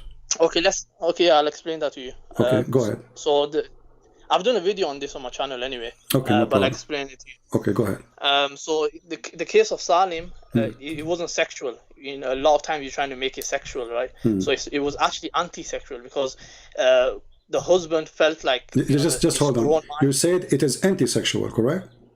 Yeah, that's so right. It is sexual. It's anti-sexual, meaning that it's not sexual. No, it is. No, when you say it's anti-sexual, it's meant to solve a sexual problem, correct? No, I'm saying it's against. It's not. Okay. It's not a sexual thing. It's okay. Not something that was like the woman, she have a slave in her house, and now he is adult, and the husband is jealous, correct? And now your Prophet, he order her, and she is grown woman, old woman, and he is a grown man. He have a beard, and now he is ordering your Muslim sister to give her breast to this man. What that will do? What's that? Why your Prophet ordering this woman, Sahla bint Suhail? And you said this hadith is accurate, correct? So it wasn't direct. Firstly, let me quickly run through the hadith. The hadith is because he has this grown man was coming in the house, and her husband, they wanna he had like a disgust feeling because he's not like the son, he's not a blood relative son. So due to this reason, the wife herself went to the Prophet about this, and then the Prophet said about suckling. So this suckling wasn't direct. This suckling was not direct because it's haram to have physical contact with a woman. So this suckling was, if you look in Tabaqat of Ibn Sa'd, it's mentioned that she used to pour this in a utensil. It might sound strange. You speak Arabic, right? You speak Arabic. A little bit. I've just learned. Well, the word رضاع من رضع رض الشيء أي مصه. So you have to suck it in the nipples. It can't. رضاع is not a drinking. Rida is not a drinking. So the Prophet says that Rida ardi'i. He did not say give him milk. And the woman, she don't have milk. She's an old woman. She had milk? Why she? Yeah, of course she did. How she have? Show me where it says that. And where you get this from that this is not suckling. It says suckling. So the hadith says suckling. And then you say to me it was not suckling. Does the hadith say suckle him? Yeah, it says suckle. But I'm saying it's okay. Since when suckle him is a drinking? Is suckling is a drinking? Are you listening? I'm listening. Because you're... okay, you give me a book of At-Tabaqat, no problem. Do you accept At-Tabaqat you as a reference too? If I show you from At-Tabaqat something, are you going to go crazy and say I don't accept it? Do you accept At-Tabaqat book? The Tabaqat Ibn Sa'di has various reports. No. Do you accept it? Whatever I show you from there, you say I agree. Now, are you listening? Some of them are reliable, some are see, some are good, some are bad. So it's up to you to decide what's good. So do you accept him as a scholar or not?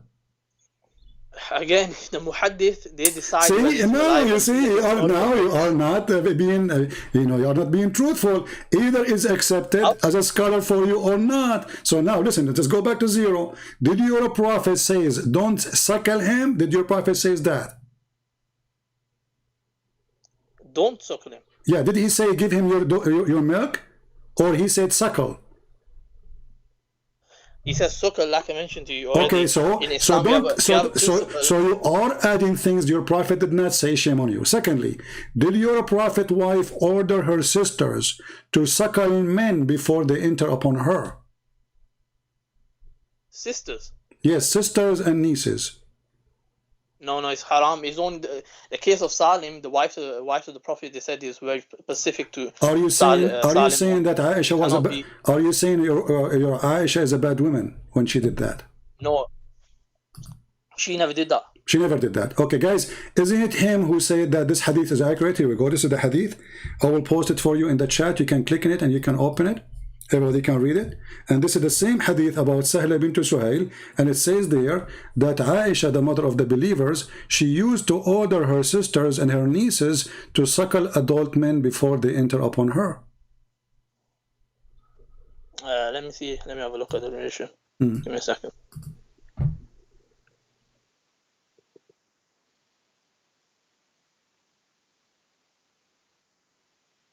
What's the hadith? I'll just find it on the thingy. I can't go back on the screen for some reason. What's the hadith? What's the reference? I just gave you the link. Let me give it to you in Skype. No problem. Hold on.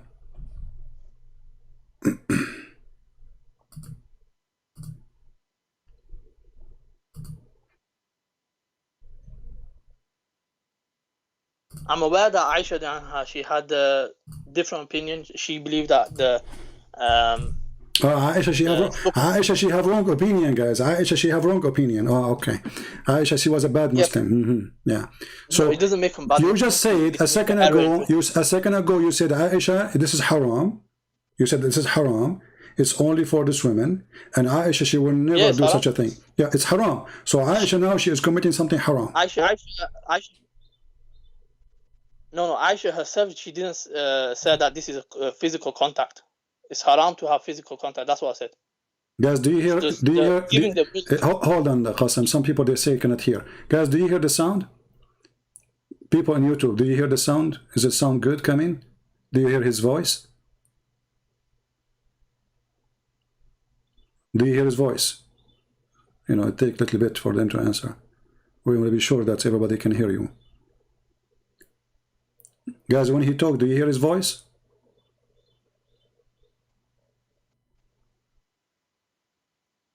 Taking some time for them to answer. Okay, you hear his voice, right? Okay, so somebody's saying he don't hear. I don't know why. Anyway, so go ahead. So Aisha, she practiced that. Why Aisha, she practiced something not right? I've just clicked on this hadith. There's no grading on it. It says Muwatta Imam Malik. Doesn't matter, my friend. This is your problem. If there's no grading, this is your problem. This is your problem. Here we go. Anything you don't like, you want to have a grade. So when we show you the grading of the previous hadith, you said, even though it says Hasan, you said it's not accepted for you, right? So I'll give you a reference. No, you did not give me any reference, my friend, because this person, he have no right to say something not true. Because the hadith says this is nobody oppose it, and if somebody came 1,000 years after to say I am against it, well, here we go, you are against it too, and later somebody will say you are a scholar and you are against it. But did Aisha herself practice it? Again, this narration firstly doesn't have any grading on it. Number one, my friend. So why are you Muslims? So are you saying okay? Are you saying to me that you Muslims, you promote lies? If it's not true, it's not going to be there. Don't you agree with me? Why you Muslims? Let me explain. We have narrations. These are historical reports. So when it comes to hadith, they are like pieces of a puzzle. Some of them, it's like historical reports can be true, can be wrong. That's why we have mawdu. We have different categories, right? We have weak and strong hadith. So we have to investigate each hadith. When it comes to the Quran, we accept all of it. When it comes to hadith, we have to investigate it. So that's one of the major errors. Okay, but those who investigated the one which it says it is good, how come their investigation is wrong? The investigation is wrong because I told you the word an is used. Every hadith the word an used. Yeah, the scholars have mentioned. He says this narration. My friend, every hadith it says an. Even the Quran is an. So this is the most funny argument because an it's mean narrated from. So in order to arrive to us, it have to become from. So you are saying to me because it says a from, you don't accept it, but that means you don't accept the Quran too. No, hold on. Let me respond to that. This narrator was actually known as for doing tadlis, so that's the reason. The practice of missing a link. So he was known for this, Muhammad ibn Ishaq. You can check this out. And that's the reason he was graded as weak. Mufti Taqi Usmani, I believe he also mentioned this. Okay, is Muwatta Malik is a good book for you? Any hadith book, they have weak hadith, some strong and some fabricated. So besides Bukhari and Muslim, they have certain areas, few hadith are categorized as weak, but generally. Okay, you know what? So okay. So now we agree that your prophet, he ordered women to give a breastfeeding for adult. You agree with that, all right? No, not generally, not all Muslims. Okay, where it says not all Muslims, where it says that, did your prophet say this is only for you? Okay, I can show you the wives of the prophet. They're saying, Salama, the wife of the Messenger of Allah, used to say, all the wives of the Messenger of Allah rejected the idea that one can kuntum. Give me the hadith. Sahih Muslim number 1454. No, I want you to give me the link, because later I don't want you to say I did not give you this link. I know the hadith you are talking about, and I'm thank you for giving it to me, because now you get yourself busted. Give me the link. You got busted, bro. Yeah, you will see. What? You will see. Huh? It's a hadith you chose, not me. Correct? It's a hadith you chosen, not me. And it's a number you gave me, not me. And it's a link you will give to me, not me. So how you can run from this now? So this is a hadith you agree with, correct? Okay, give me the link. Let me just find it on sunnah.com. In a second, you will wish you never mentioned it to me. Don't worry. Yeah, let us see.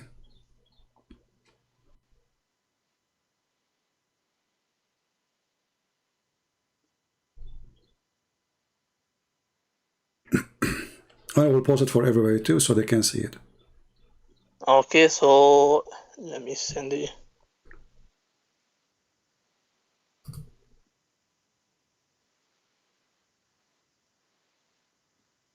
Have you got sunnah.com open? Yeah, just give me the link, my friend. Open it in front of you. I'm using two devices, so I have to send it to the device. You said Sahih Muslim? Yes, Sahih Muslim 1454. 1454, correct? Okay. I will give you the link as long as you have difficulty to find it. So I will give you the link and you confirm that this is the hadith you want, correct? You confirm to me that this is the hadith. Okay, I will give it to you. Here we go. As long as you have difficulty to send it to me, please confirm that this is the hadith you are talking about. Yeah, this is the hadith. All right, that's wonderful. Does it say any grade there? It's in Sahih Muslim. Okay, but does it show grade? Did you not hear what I said before? I know, but does it show grade? I don't think you're listening. It doesn't show grade, but you accept it without a grade, correct? I said to you, Bukhari, Muslim, generally they are accepted. Okay, like all of the hadith that's wonderful. Okay, that's wonderful then. Okay, can you read for me the hadith you gave us, please, if you don't mind? Huh? Can you read the hadith for us? Yeah. It says, Salama, the wife of Allah's Messenger, sallallahu alaihi wasallam, used to say to all of the wives of Allah's Messenger, sallallahu alaihi wasallam, disclaimed the idea that one with this type of fosterage, having been suckled after the proper period, should come to them, and say to Aisha, by Allah, we do not find this but a sort of a concession given by Allah's Messenger only for Salim. So they hear that only. And no one was going to be allowed to enter our houses with this type of fosterage. And we do not subscribe. Okay, hold on. She was saying that to Aisha. Why she is saying that to Aisha? Because Aisha, she was doing it. No. How does it make... The other hadith, okay, we just showed you the hadith. Aisha, she is ordering the women, her sisters and her nieces, to do breastfeeding, and now the women, they are disagreeing with her. And you are the one who said to me that they are disagreeing with Aisha, and they are saying to Aisha, this is something we did not find except it was a license only for this woman, correct? So why they are saying that to Aisha? Because Aisha, she is doing it. Okay, give me 2 minutes, I'll explain. Okay. So this hadith is clearly telling you it's only for Salim. Aisha anha, she had a different opinion where this was extended to other people. Okay, what was the opinion of Aisha? let me finish. Yeah. So it's extended to other people. However, it's still not direct contact. That's what I'm trying to make the point, that it's haram. If it was a direct contact, it'll go against the Quran. Then it'll be rejected. Where it's against the Quran? How it's against the Quran? Because Quran mentions about lowering your gaze. It talks about who are your mahram and who are your, not your mahram. Well, the Quran mentioned too, you can do mut'ah. The Quran doesn't mention mut'ah, but that's a separate topic. No, I'm just showing you that the Quran have a lot of crazy stuff. So chapter 4, 24, chapter 4, verse 24, it says you can do mut'ah. So what is the point of covering your chest and then you order them to go have sex around for 3 days, 3 nights? I've actually went through your video about mut'ah and I've actually deconstructed it. It's on my channel as well. Here we go. So everything in your channel, but you can't do it now. Why it's in your channel? What do I do it now? So I've already done the best. No, my friend, you cannot. Here we go. Did your prophet allow the mut'ah? Yes or no?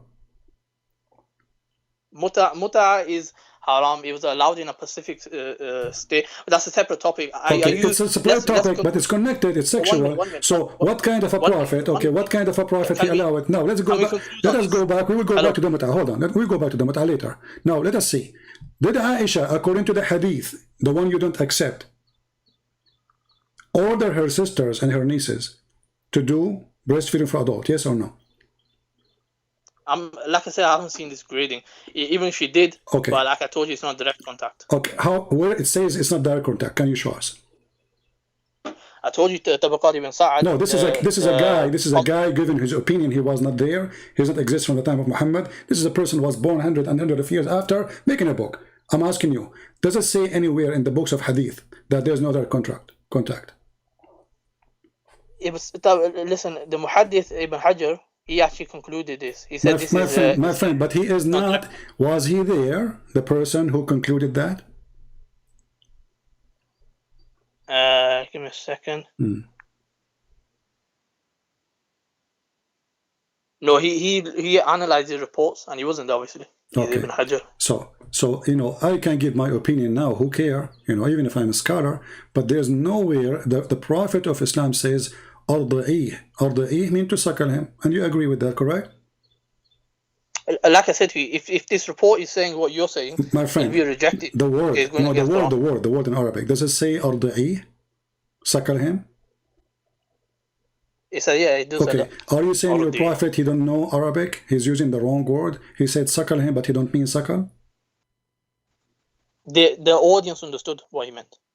And the narration. Let me quickly. My friend, let me quickly mention the actual narration. Arda means suckle, and you agree. So your prophet says suckle. He didn't say to him, give him your milk. Can I mention what's mentioned in Tabaqat? Okay. It says Sahla would pour her breast milk into a utensil each day for 5 continuous days, and Salim would drink from it. He did not directly drink from the breast of Sahla, as he is not permitted to expose one's aura in front of a non-mahram adult, let alone have him sucked. And this actually consensus with all the scholars. Qurtubi mentions this.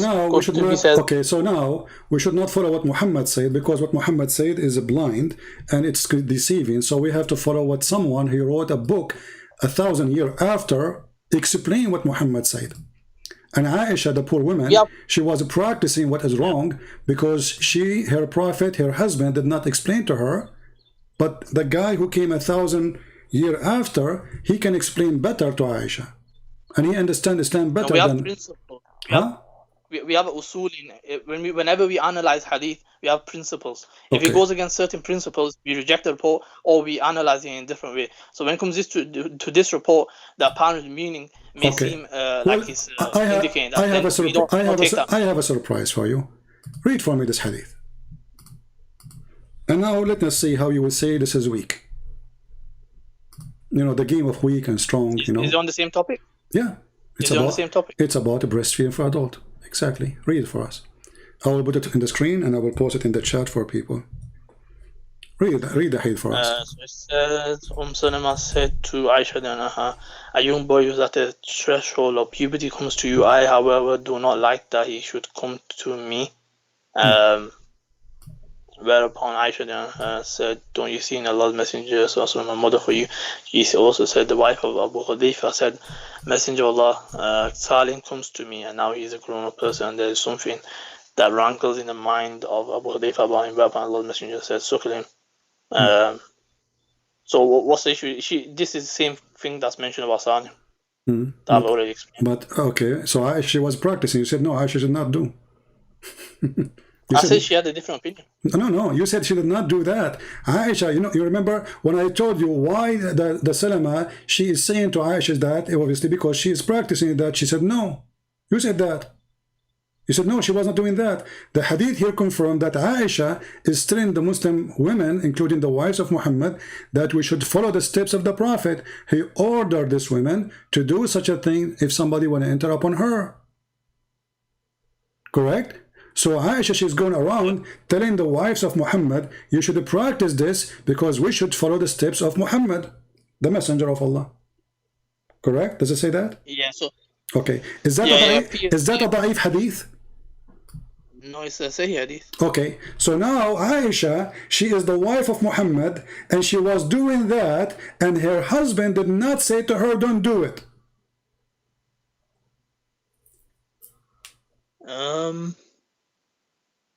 Yeah, like I said, she did have a different opinion. I never come No. This is not the question. This is not the topic now. She is doing that. She is speaking of that, and Muhammad is not correcting her. And then you get me a book of somebody written a book 1,000 years after, saying that it should not be this way because this is against Islam. So Aisha, first-hand witness of Islam, half of your religion is coming from Aisha. Even your prophet says, نصف دينكم من Aisha. Take your half of your religion from Aisha. So now Aisha is giving you half of your religion and you reject. Which hadith is that? Here we go. Let us show you. Half of the religion. The Prophet said this. Okay.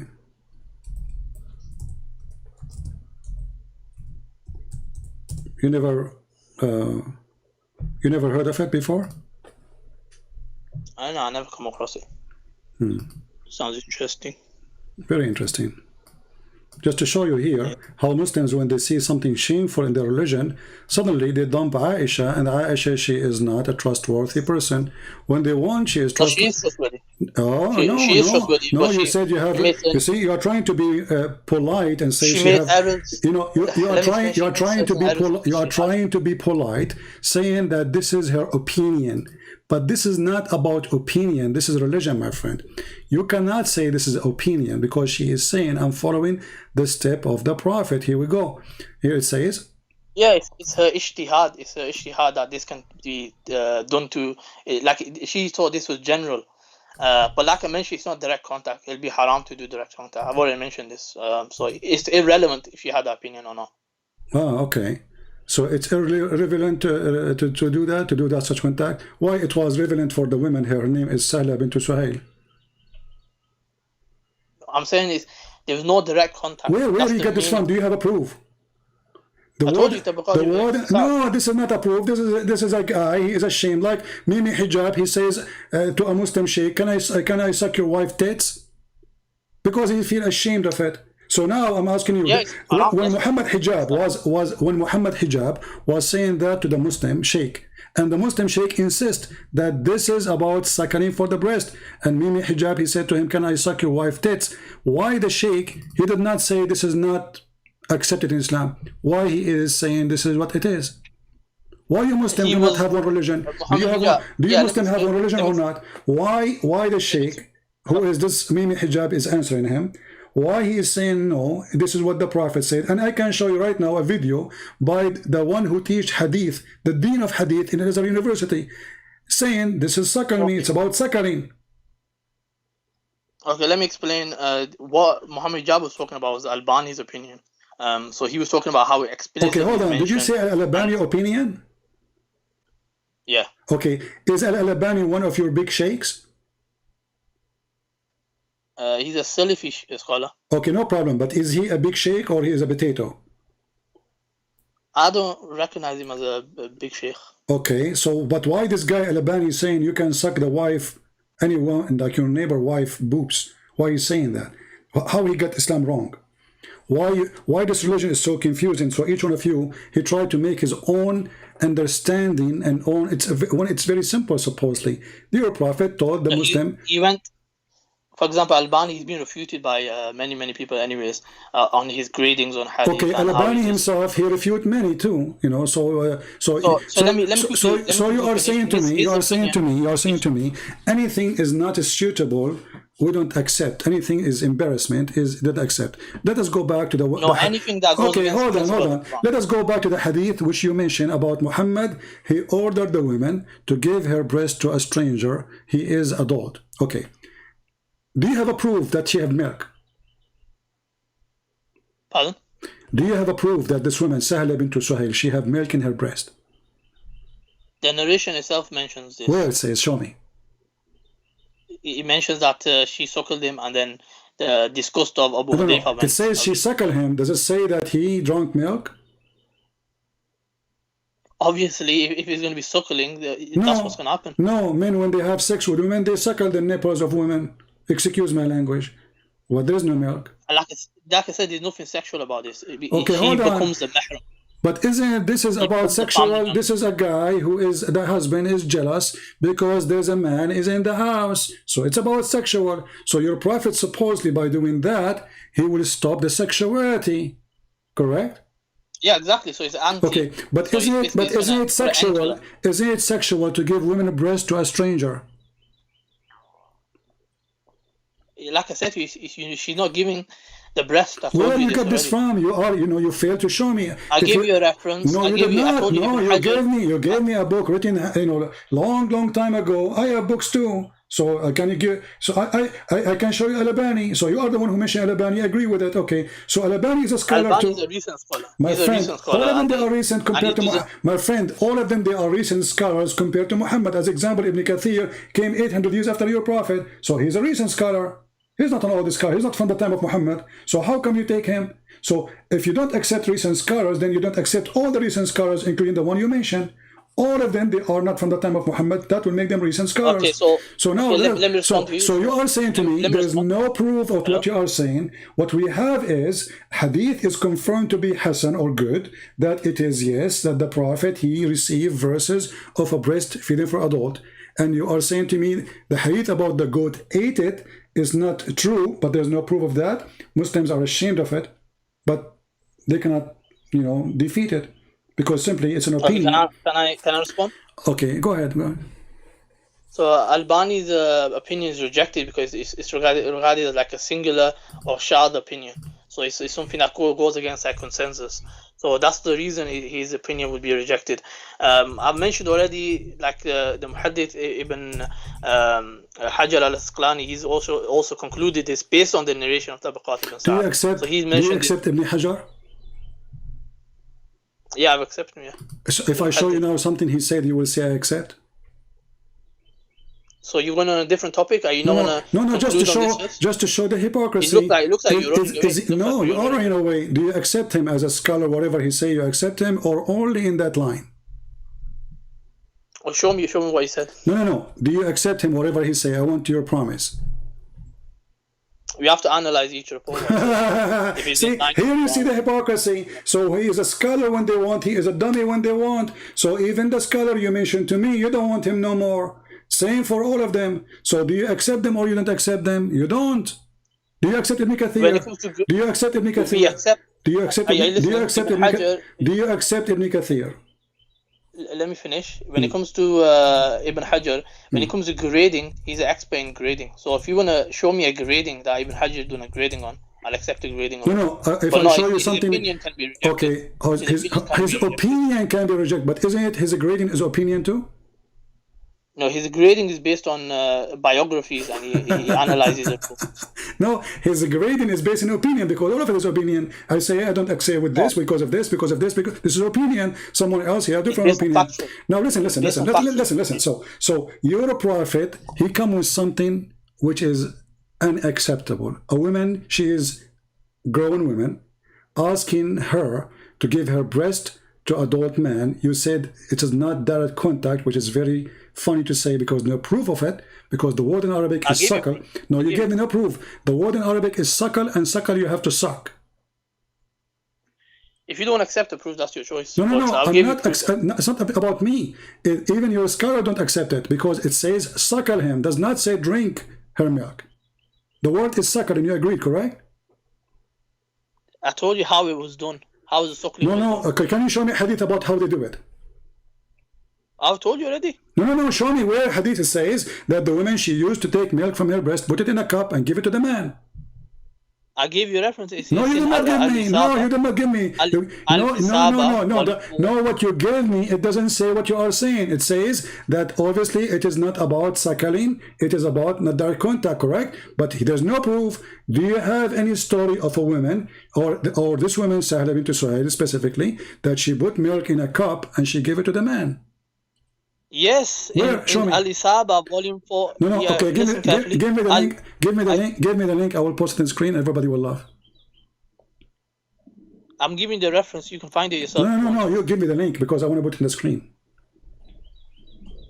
I'll give you the reference, and then you find it if you want to. Okay, why you cannot give me the link? I have a scholarly site where I've taken this information from. What? I've taken this information from a scholarly site. No problem. Can you give me the link? You just said it's you just said site. The link to that. You just said site. Yeah. Okay, give me the site. Yeah, I'll give you 1 minute. Okay.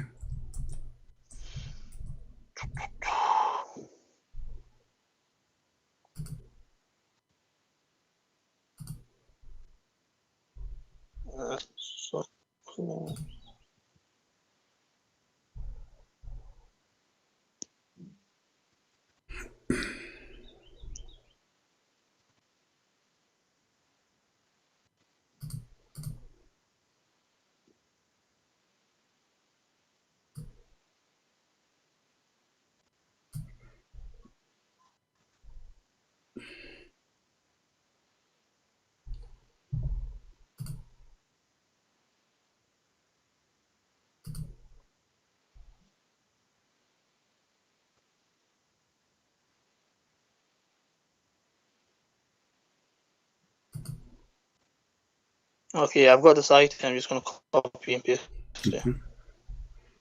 Post the link for me, please, in Skype. Okay, so I think I mentioned enough what I needed to mention on the topic. You can check it out. So I'm going to, inshallah, head out. All right. You know, because the point, we want to show it to everybody so they can see what we are talking about. All right.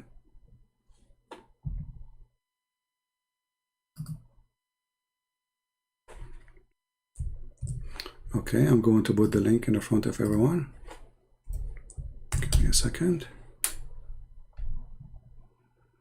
All right.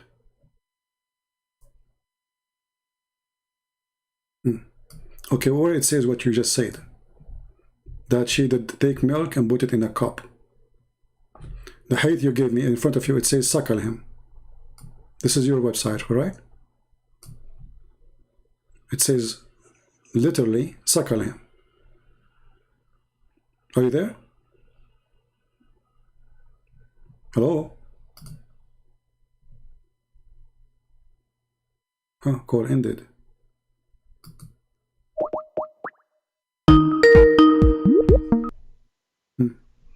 Hello. The website you gave me, it confirmed what I said. It says here, I have suckled him. Read it.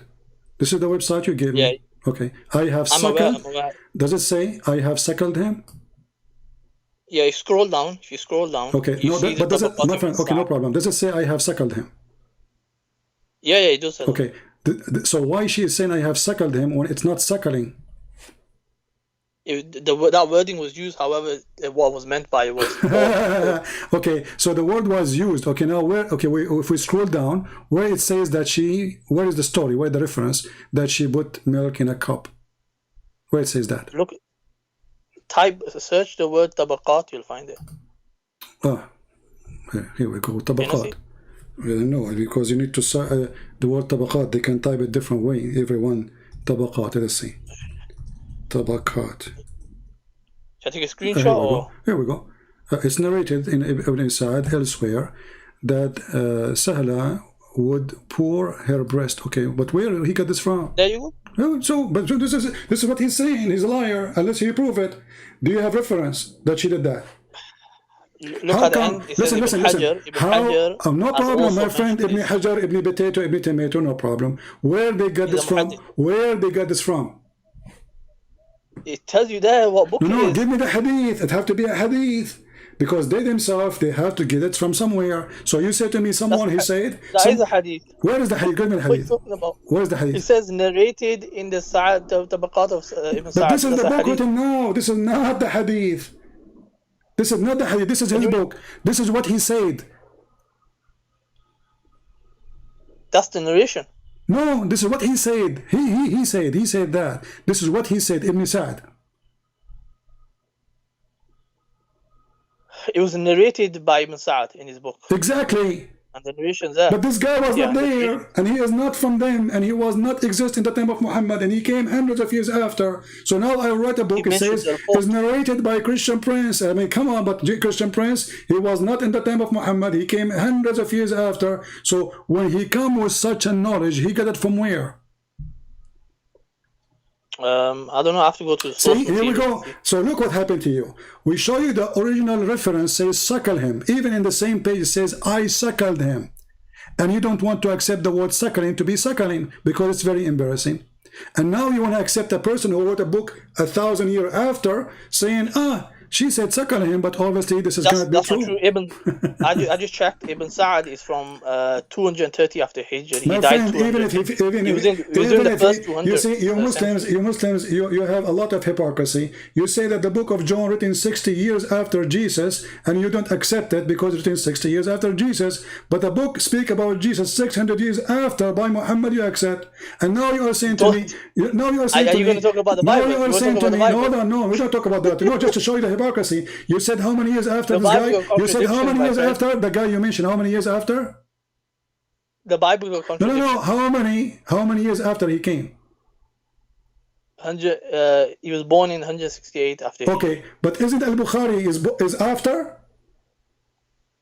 Yeah, Bukhari. So how do you accept him?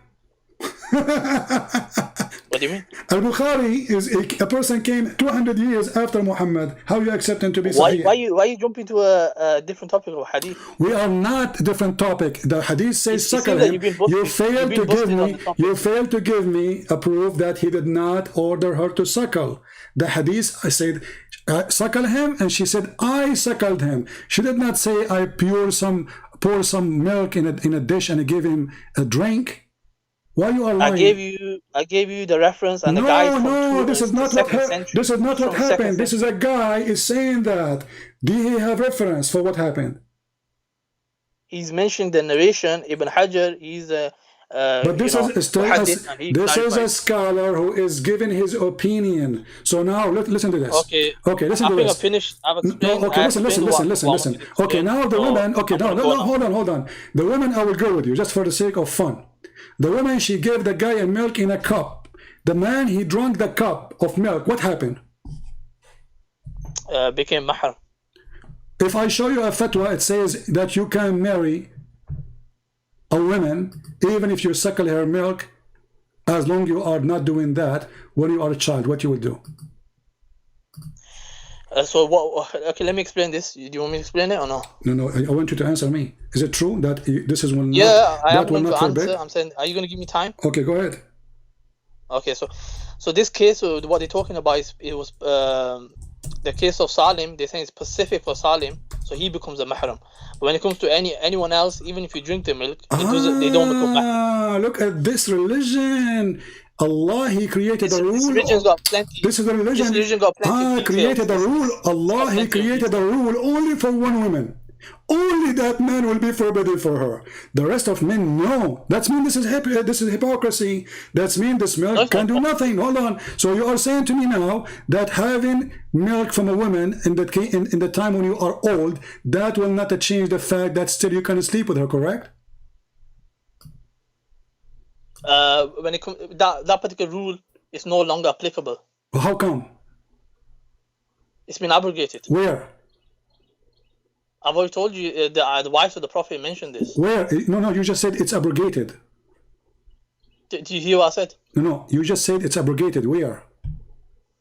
Did you hear what I said? I heard. You are the one who said. You are the one who said it's abrogated, so it have to be in the Quran. Show me the verses which abrogating this rule. Abrogation doesn't necessarily need to be in the Quran. It can be also in a hadith. Okay, so guys, did you hear this? Did you hear this? The Muslim, they don't follow the Quran because the Quran is not the book of guidance. It is in the hadith. Show me the hadith. Did you? Oh my days! Look in the reference I sent you the link. No. Give me the hadith. Show me the hadith. It's abrogating the hadith. You said that this is abrogated. It's you who said the word abrogated, not me. Show me. I've already told you. No. Where is the hadith? Where is the hadith? It's abrogating this hadith. In the hadith, it says it was only the wives have said it's only for Salim. My friend, you just said it's abrogated. The wives of Muhammad. Okay, are you Muslim? You follow Muhammad or his wives?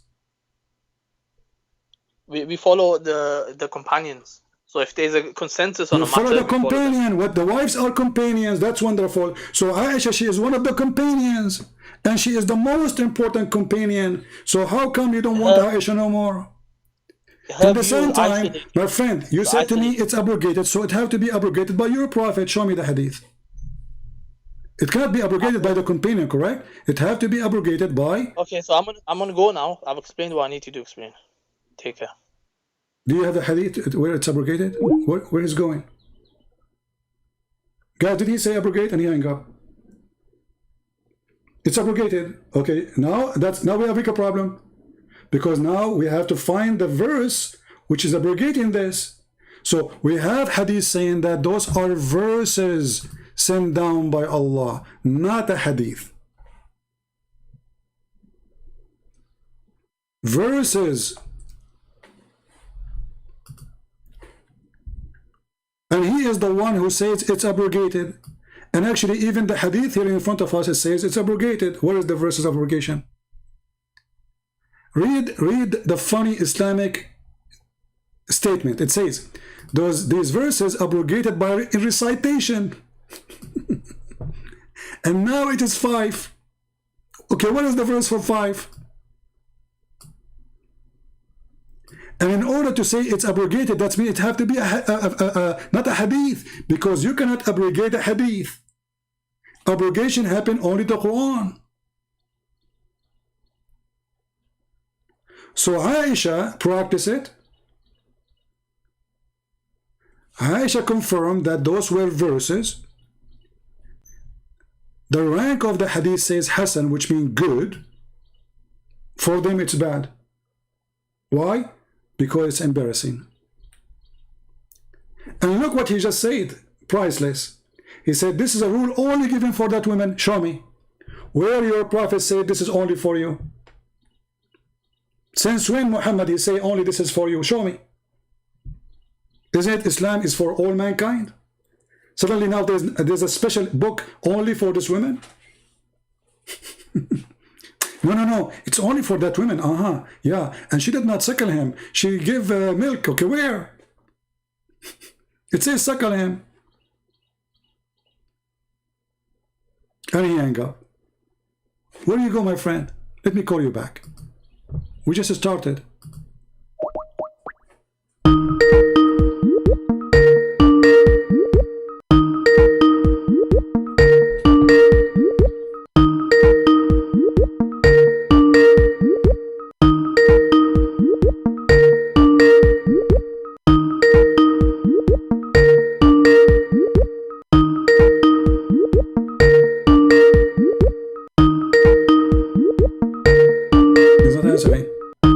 That's it.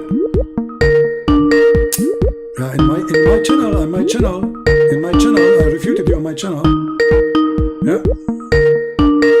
Okay, will not answer. That's it. He's gone.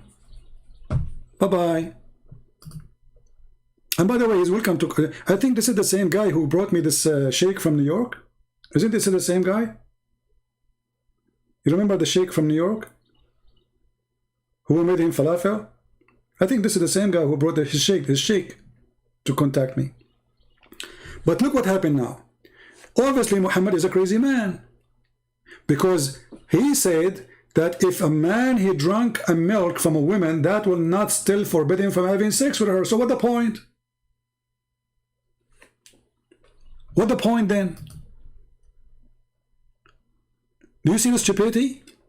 He is the one who mentioned this, and actually I have the fatwa in front of me. Ultimate farm potato, get lost, you know, stupid kids. We want people who, men, not kids. Idiot.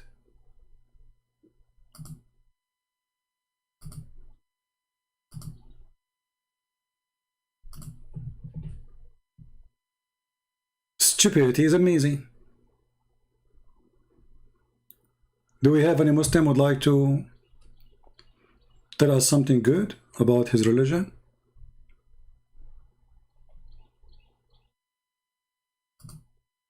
As long that will not stop the man from being able to have sex with that woman. So what the point of this? Why he did that?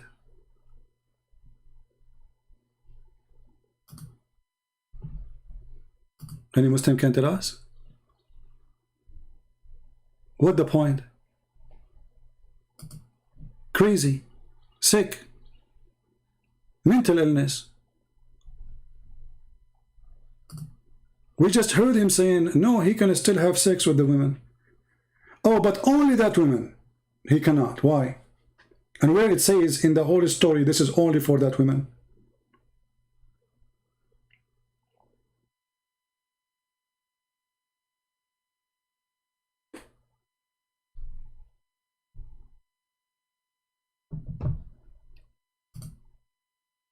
Actually, the answer of Muhammad about that a woman she have to suckle an adult man, proven to us again that Muhammad is making fun of his people.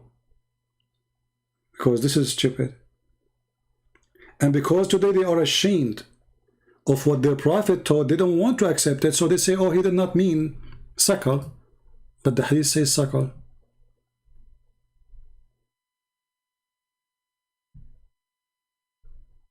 And the biggest scholars of Islam, the one who teach hadith right now in Egypt, they say, yes, this is what it says. If you search right now, adult breast feeding fatwa in Google,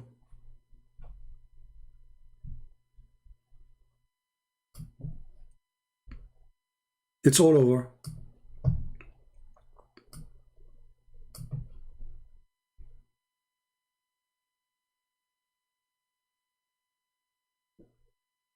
The head of the Azhar University, the head, all the sheikhs who graduate, like they are proud. I am graduated from Al Azhar University. Not me, I'm saying they are proud. Okay, the head, the one who teach them, the one who made them sheikh, is the one who issued a fatwa that a woman, she go in the bus, she should breastfeed everyone there. They have interview with them actually in TV. So the woman in the TV, she said, are you saying to me I have to suckle all those people who work with me in the studio in the TV? He said, yes.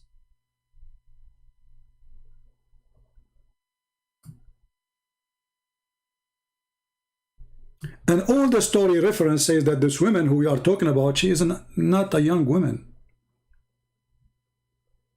She is over the age to have children.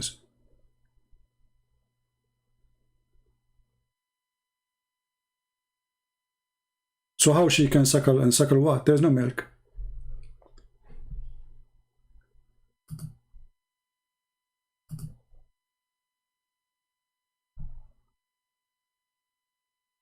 So Qasim, why you hang up, my friend?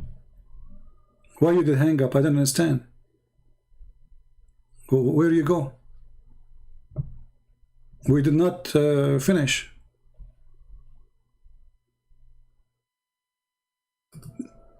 Can you come back on Skype? And I will not ask you a question. You know, you tell me something. You know, we will change the topic. We spoke about it enough.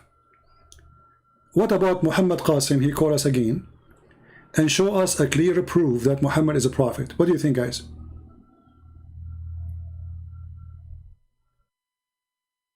Can Muhammad do that?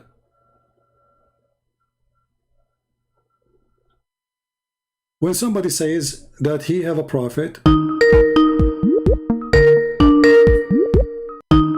this is ultimate fault, I think. Yes, ultimate, how are you? Hello? Hello? Yeah, stupid idiot. Even your voice don't come.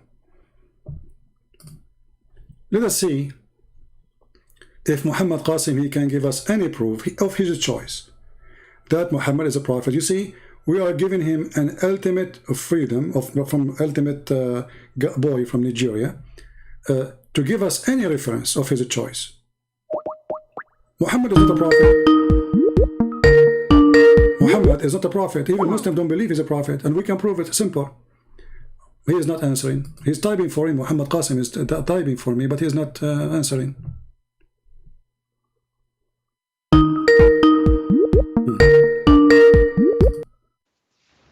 Hello? Hello, yes? Yes, my friend. Do you hear me? Yes, you're a Muslim? Yes. All right, what do you like to say to us? I was saying, I don't know if you heard me, if there's any proof that Muhammad is a prophet? First of all, who are you? Who are you? You are calling me and you're asking me who are you? No, I'm just... what do you want me to say? I want you to tell me how you believe Muhammad is a prophet. What makes you believe he's a prophet? Because I read the Quran and, okay. I have, come to the conclusion that he's a prophet. Okay, help me to get the same conclusion you got from the Quran, as you said. How? What is the conclusion? Or how you get the conclusion in the Quran? Because in the Quran, yes, you have a lot of narrations too, and for example, you have the people of Moses, the people of a lot of prophets, and the main message is reiterated over and over again. It is to worship the true God and to not obey the evil doers. And when I read the Quran, yes, I found this pattern and I concluded this is true. All right. So the Quran forbid you from doing evil? Yes. That's really strange, because what I know that the Quran order you to do evil. Yes. Where? Okay. Let me ask you: is having sex with the children is evil or not? It's evil. Okay. Did the Quran order you to have sex with the children? No. Okay. I think not. All right. Let us see if this is true or not. So if we go to the Quran right now, and I will give you the verses so you can read with me. All right. And this is verse number 4 in chapter 65. Okay, wait. Okay. This chapter talking about divorce. This is the chapter of divorce. Talking about divorcing children. You're talking about Surah Nisa? Yes. No, chapter 60. no, sorry. Chapter 65, not Nisa. Chapter 65 at Talaq. Divorce chapter, verse number 4. Okay. Wait. 64. Yes.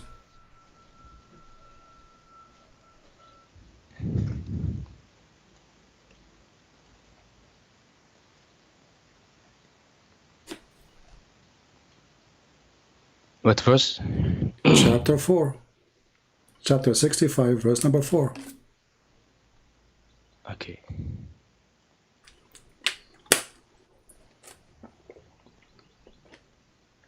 Number 4.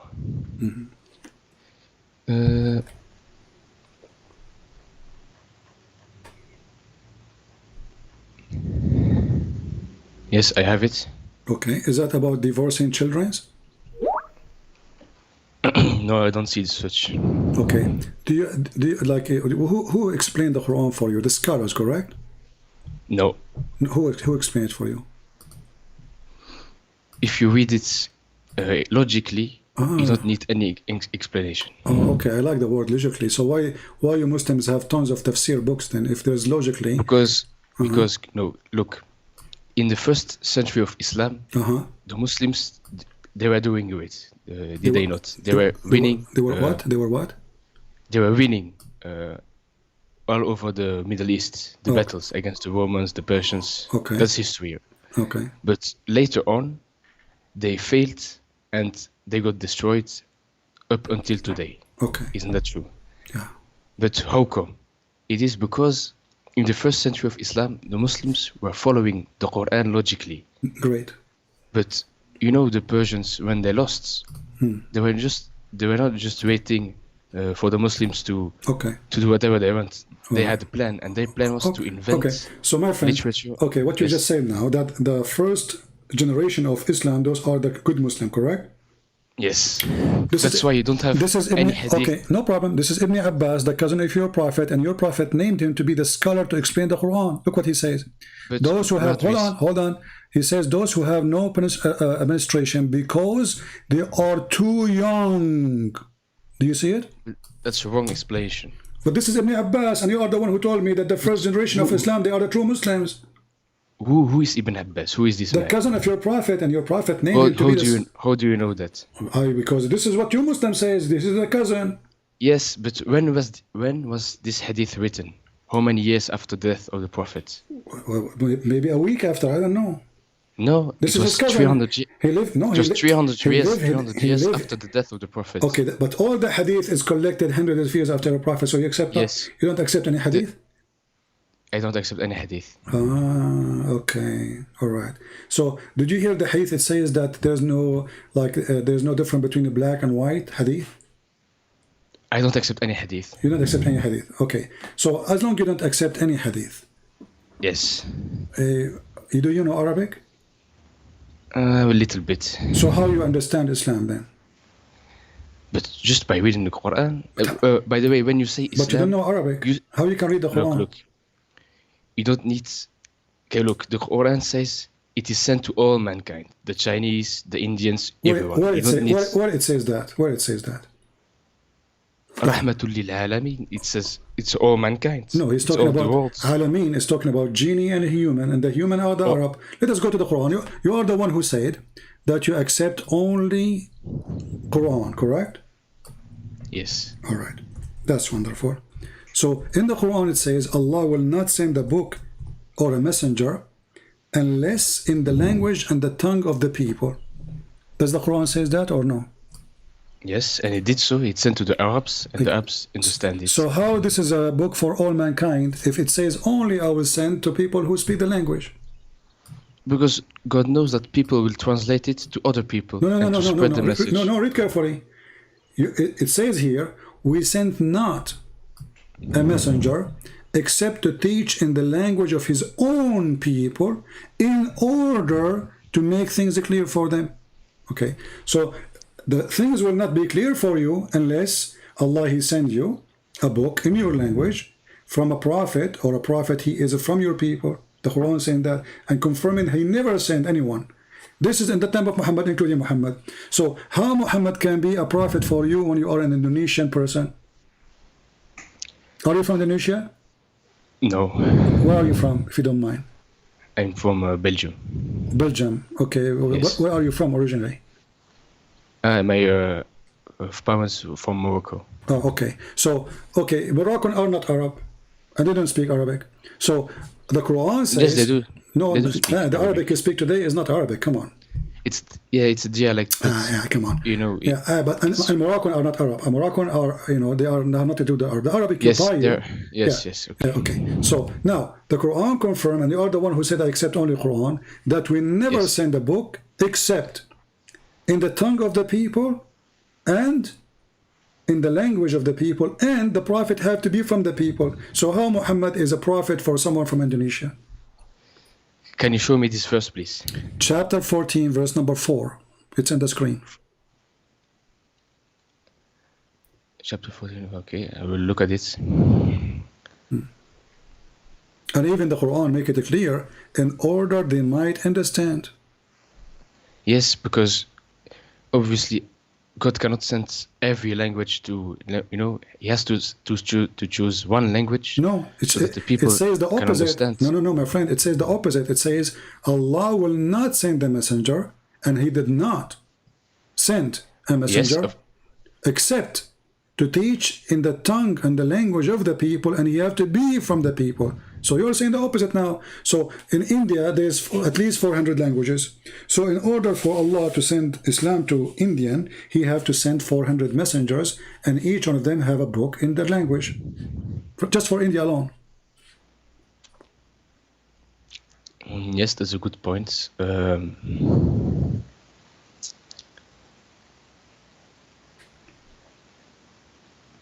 Yeah, for okay.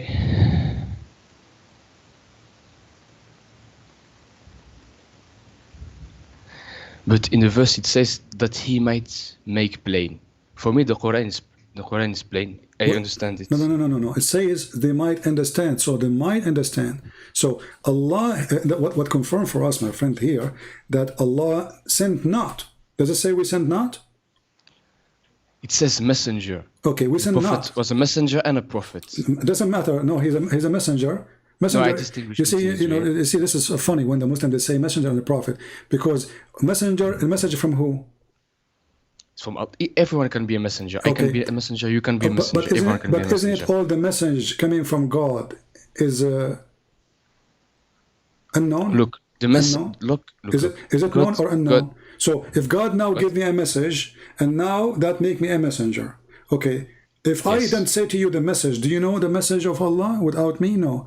I have to say to you what He told me. So a messenger is a prophet of Allah, because he go to you, he prophesy to you, he says to you, I warn you, judgment day is coming. So he's prophesying about judgment day. So a messenger, he have to be a prophet prophesying in the name of God. It's not his prophecy. It is no.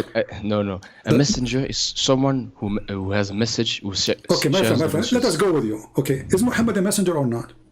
He is. Okay, the verse says we send not a messenger, correct? Yes. Okay, so Muhammad is included. Muhammad is included, yes. Okay, so we send not a messenger, including Muhammad, except to teach in the language of his own people in order to make it clear for them. Yes. So he have to be from the people, and the book have to be in their language. So the Quran cannot be. No, not the book, not the book. It doesn't say the book. It says. It says a messenger in their tongue. It does not say a book in their tongue. Okay. What the message in which tongue? A messenger, it says. Okay, the message in which tongue? It can be every tongue. No, it says in the tongue of his own, in the tongue of his people. This verse it says every people. Okay, when Muhammad was teaching, did he teach Quran, or he was not using Quran? Look, just let me explain. Is the Quran is part of the teaching of Muhammad? No, it's teaching of God. Okay, and who is the one who gave you the Quran? Jibril, the angel. And Jibril gave it to who? He gave it to a man called Muhammad. Okay, and Muhammad gave it to you, correct? No, he don't. I never saw Muhammad give it to me. No, he's dead 400 years ago. Okay, but didn't he give to grandfather and then gave him to you? No. He had the message he shared with the people around him, and the people they were Arabs. So Muhammad he shared the message with the people. What the message is? It was the Quran. Yes. Okay, so this is what the verse is saying. Muhammad, he is a messenger, and one of many messengers we send, but none of them we send except in the tongue of his own people to make it clear for them. So Muhammad, he cannot be a messenger for someone from Morocco. No, he cannot be a messenger for. No, yes, true. But he can be a prophet for someone else. No, he cannot be a messenger. If you can't be a messenger, you can be a prophet anyway. So you cannot. No, that's not true. Because that's not what I believe. No, because you cannot be a prophet without delivering a message. No, you can be a prophet. Can you be a prophet without delivering a message from God? No, you cannot. Okay, but just look, Muhammad, he had a message, so he shared the message with his people. Okay. His people was of the same tongue, Arabic.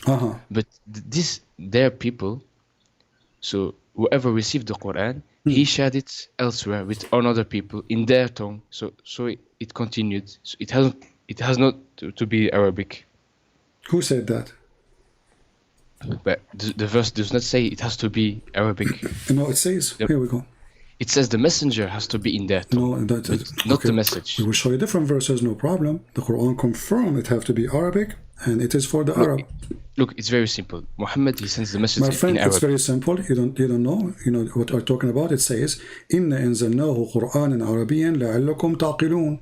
Okay. Yes. So you have to learn Arabic. We send it to you. No, we send it to you in Arabic, so you might understand. Okay. So now, the because Quran. Arabic is a coherent language. It's a logical language. It's not like any other language who has a lot of inconsistencies. The Quran, the Arabic does not have inconsistency. Okay. Well, the name of your God is wrong. The word bism in the Quran the Quran is full of Arabic mistakes. But let us go here. Yes. It says a book where 4 verses are explained in details in Arabic. Does it say that? Yes. Okay. Is the Quran explained? Yes. Okay. Explain to me chapter 65 verse 4. 65 verse 4. The one I gave it to you first time. Okay, wait. Verse 4, okay, At-Talaq. So, verse 4, and for such women of despair of menstruation, if you doubt, their waiting period shall be 3 months. As well as for those who have not menstruated, and for those who are bearing, their waiting period shall be till they lay down their burden. Wonderful. And whoso is prudent, fear of God, he makes for him of his command ease. Wonderful. So the Quran confirms in chapter 41 verse number 3 that the Quran is self-explained book. Wonderful. Now I gave you a chapter 65 verse 4. It says women who they never have, or like females who they never have. No, it does not say never have. It says, and for such of a woman of despair of menstruation. So these are women. No, read before it. Read before it. No, read before it.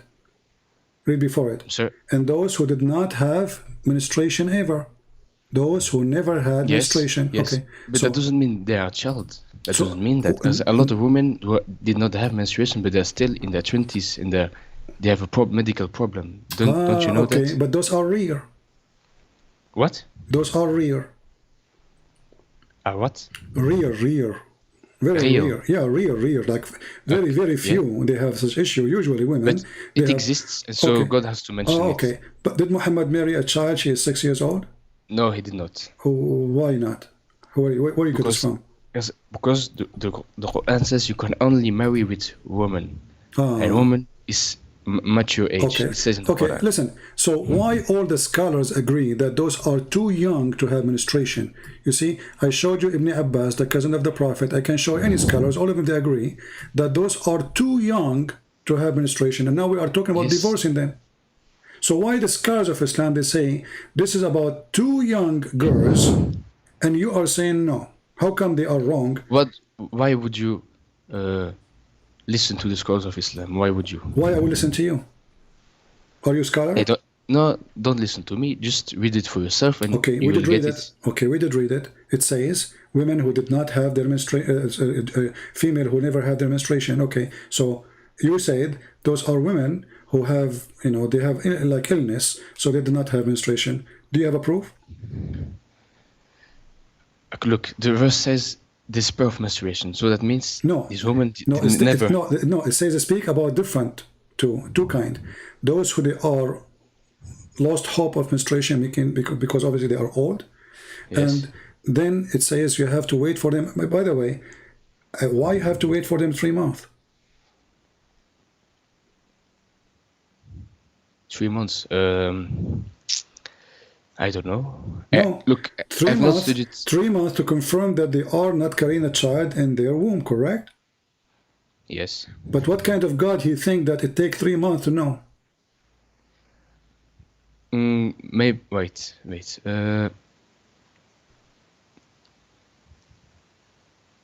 Well, I don't know why it's 3 months. Because it's wrong. I don't know. Because it's wrong. You do not need to wait 3 months to know. Why is it wrong? But who do you? The woman, she have her period. That's it. That means she is not carrying a child. That's it. You don't need to wait 3 months.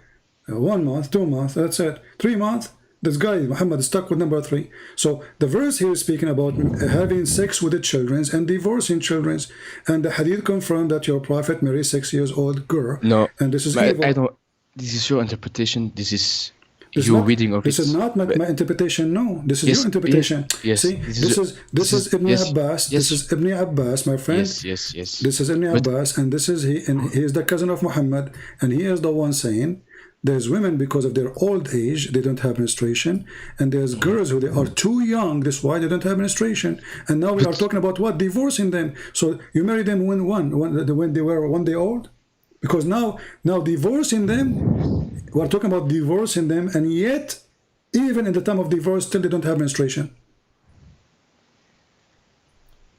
Look, I don't agree with the interpretation of Ibn Abbas. I don't agree with it.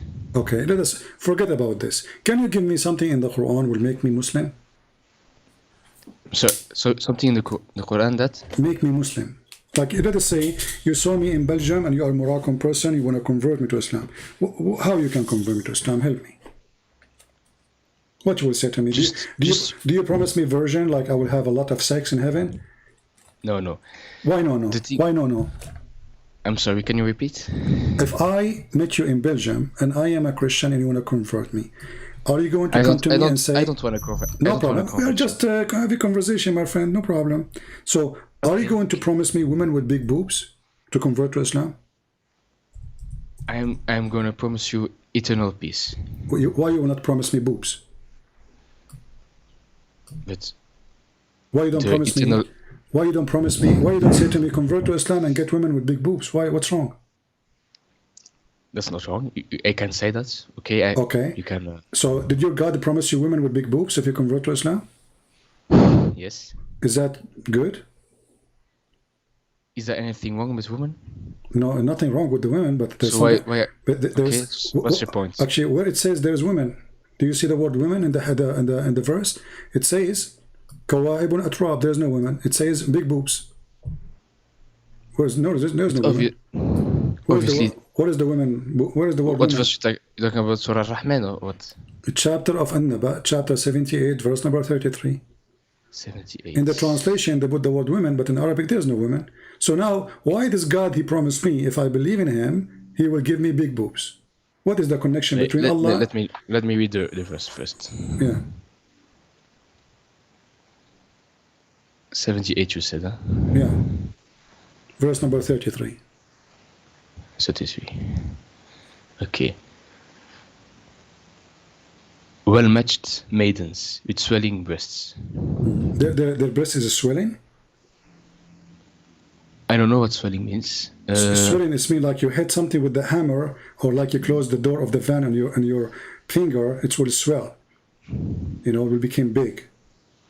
So their breast is swelling? It says... What translation you are reading?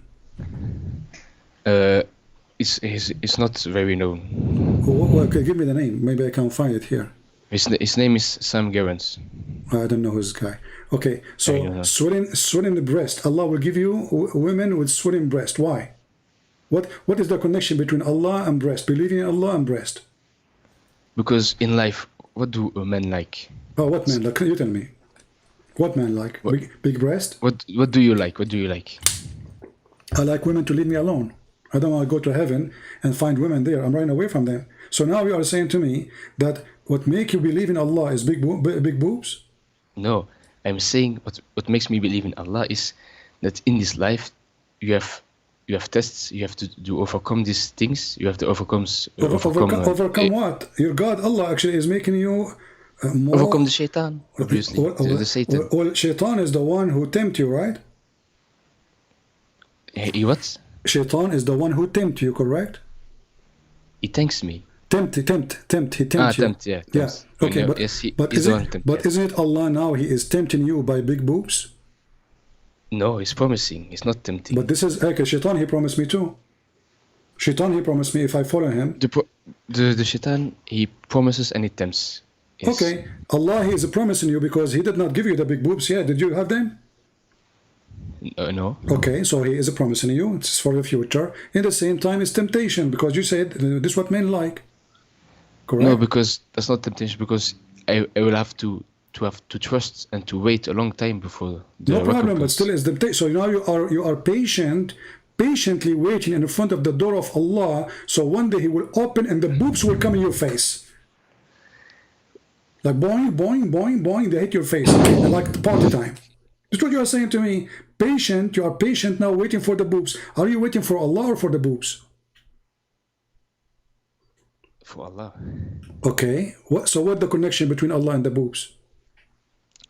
The connection is that Allah, He created Adam, and He created from Adam his partner. Okay. And so that you can have tranquility. Well, he should have promised you. He should have promised you then the same as He promised Adam. Eve, someone, a woman, you love her and she love you. That's it. But He is not promising you Eve. He promised you women you do not know. And He is promising you that, look what He described for you. He says that their vagina has never been touched by a genie or a human. I don't want to use the bad language because the Quran uses bad language. Why is that? Because the Quran uses bad language. No. Oh, let me show you. Here we go. Why Allah describing for me what is inside the vagina? So now we knew that they have big boobs. And now He is describing what is inside the vagina. Where do we find that? Well, all over the Quran, my friend. Here we go. Let us show you. You can read with me in the screen and people will see. Read with me. Voluptuous women of equal age. Chapter 55, verse number 56. Wherein both will be those median, restraining in their gallants upon their husbands, whom no man or jinn yatmuthahun. Between two brackets, He opened their hymens with sexual intercourse. So Allah is telling you, He is telling you what is inside the vagina now. He described what is inside the vagina. Why He's doing that? Why He don't say virgin? Why He described what is inside the vagina? Wait, restraining the husbands. He does not describe what is in it. No, He described, because He told us that the skin is inside the vagina is never been broken, correct? Yes. Okay, so, and they did not bleed. Okay, so Allah, He described for us, not the women, He described for us their vagina. The state of the women. Oh, no, the state of the vagina, not of the women. But it is part of the woman. Okay, do you see the women there? Do you see the word women? It says those, but it's referencing the woman. Okay, referring to women, but it's speaking about their vagina. Okay, so now Allah, all what He did, He described for us big boobs and described for us a vagina. What is the women? So you said all the Quran talks about is just this.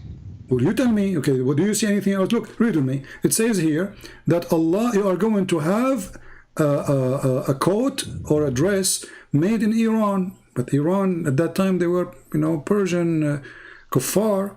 So, you istabraq, you will wear a green silk made in Iran. And then right away He jump about the vagina. What is the connection? I have not studied this. Read with me. It says here that in the heaven He promised you, every Muslim he will have two paradise. Two paradise. Why two paradise? What you would do with two paradise? You prefer to have two gardens instead of one. You have two paradise. Why two? Because two is better than one. Okay. Why about? But then that's mean three better than two. Yes, but maybe it symbolizes something else. I don't know exactly. Yeah, in the hadith it says one is made from silver and one is made from gold. But I said to you, I don't accept the hadith. Exactly, but you just said you are the one who says you do not need the hadith, you need the Quran, you can explain. And now you are saying to me you can't explain. But I have, look. So you will have to have no problem, just let it go. And then right away your God, he jump and he says there's branches in the heaven. Well, I have branches in my yard. And then look, okay, and there is two spring of water flowing. There's two spring. What does that mean? So who care? And then there's from every kind of a fruit, two kind, male and female. That's what's funny and stupid. And then he says, and then he will be sitting on a couch or in a bed, and those beds are covered, the fabric of it made in Iran. What does that mean? That's the recompense. Okay. What's the problem? And then right away he jumped that there is vaginas who nobody touched them. Yes. Okay. And how the vagina look like? So, I'm sorry? How the vaginas look like? Do they look like rubies?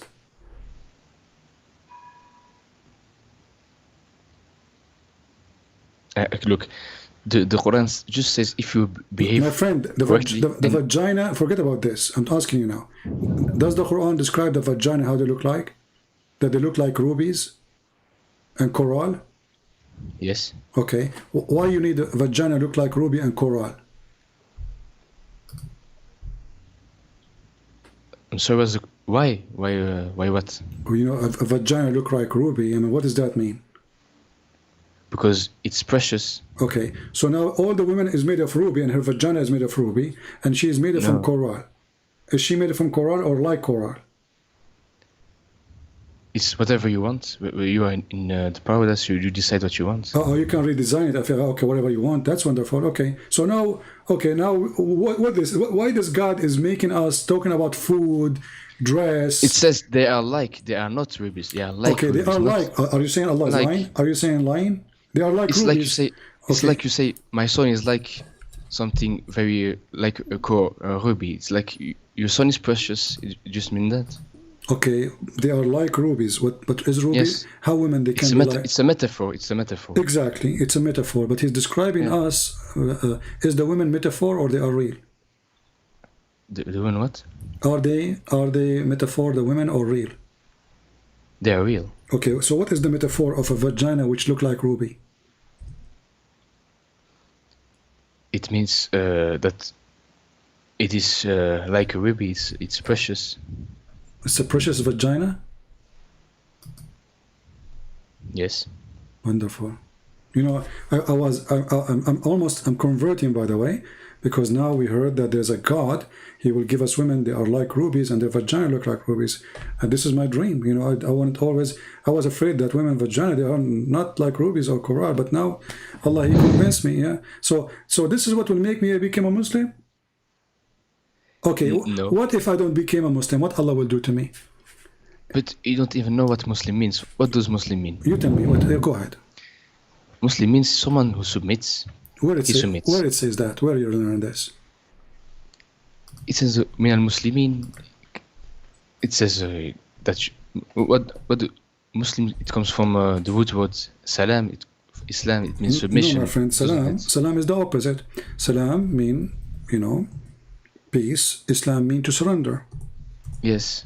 Okay, so it's to surrender to God. Exactly. Don't you want to surrender to God? So you surrender in war. You don't surrender in peace. So you surrender. You don't. You see, the Muslims, they lie to us, or maybe by mistake, or maybe because of their ignorance. They say that the word Islam mean submission, but the Quran confirmed that the word Islam mean to surrender. Like as an example, in chapter 48, verse number 11, and chapter 48, verse number 16, confirm to us that either you surrender to Allah or we will kill you. Right? No. Okay, here we go. Let us go to chapter 48. Open the Quran with you from your side. 48 outside? Yeah. What verse? Sorry. 16. 16. Yeah. Say to the wandering Arab, who they left behind, those who want to join Islam, you will be called against folk of might powers to fight them until they surrender. This is the word Islam. Translation of the word Islam, Muslimun. So you fight and then they surrender. Then those people, they surrender to Islam. What happened to them? Do you remember what happened to them? They will get fight. No. Those who surrender to Islam, they became Muslim, right? Yes. Okay. Is the one who is a Muslim is a believer or not a believer? He's a believer. The Quran says no. The Quran No. The Quran someone who submits, he can submit to anything. He doesn't have to be a believer. No. Somebody he surrendered to Allah. Is he a believer or not? Not necessarily. So how you submit to Allah or you surrender to Allah and you are not a believer? How that happen? Belief is expressed by saying I believe in God. Okay. It's simple. So if the Arab they say I believe in Allah, is that making a believer or not? Yes. Okay, the Quran didn't agree with you. In chapter 49, verse number 14 says, the wandering Arab, the Bedouin, they say we believe. They believe what? In Islam. They said that to Muhammad. We said the Shahada. Muhammad said to them, you believe not, but rather you say, we are Muslims. So we surrender. So Muhammad saying to them, don't say we believe, say we surrender. What verse is that? Chapter 49, verse number 14. So the Quran confirmed that Muslims are forced to convert to Islam. And Muhammad is saying to them, Allah told me to tell you that you cannot lie to him. You are a bunch of liars. You convert to Islam because I was going to kill you.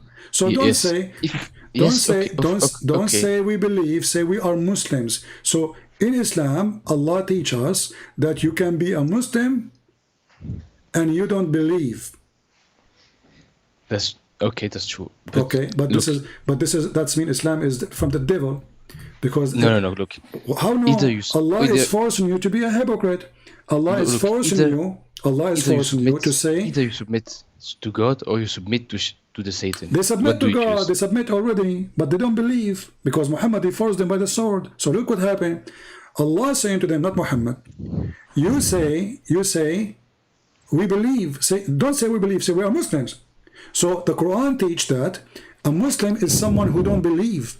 A Muslim is someone who say I'm a Muslim. Do you see it? Believing is not required in Islam. It is required. Read the verse in front of you.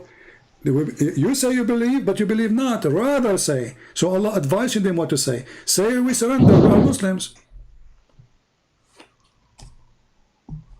No, the Arabs, they say we believe.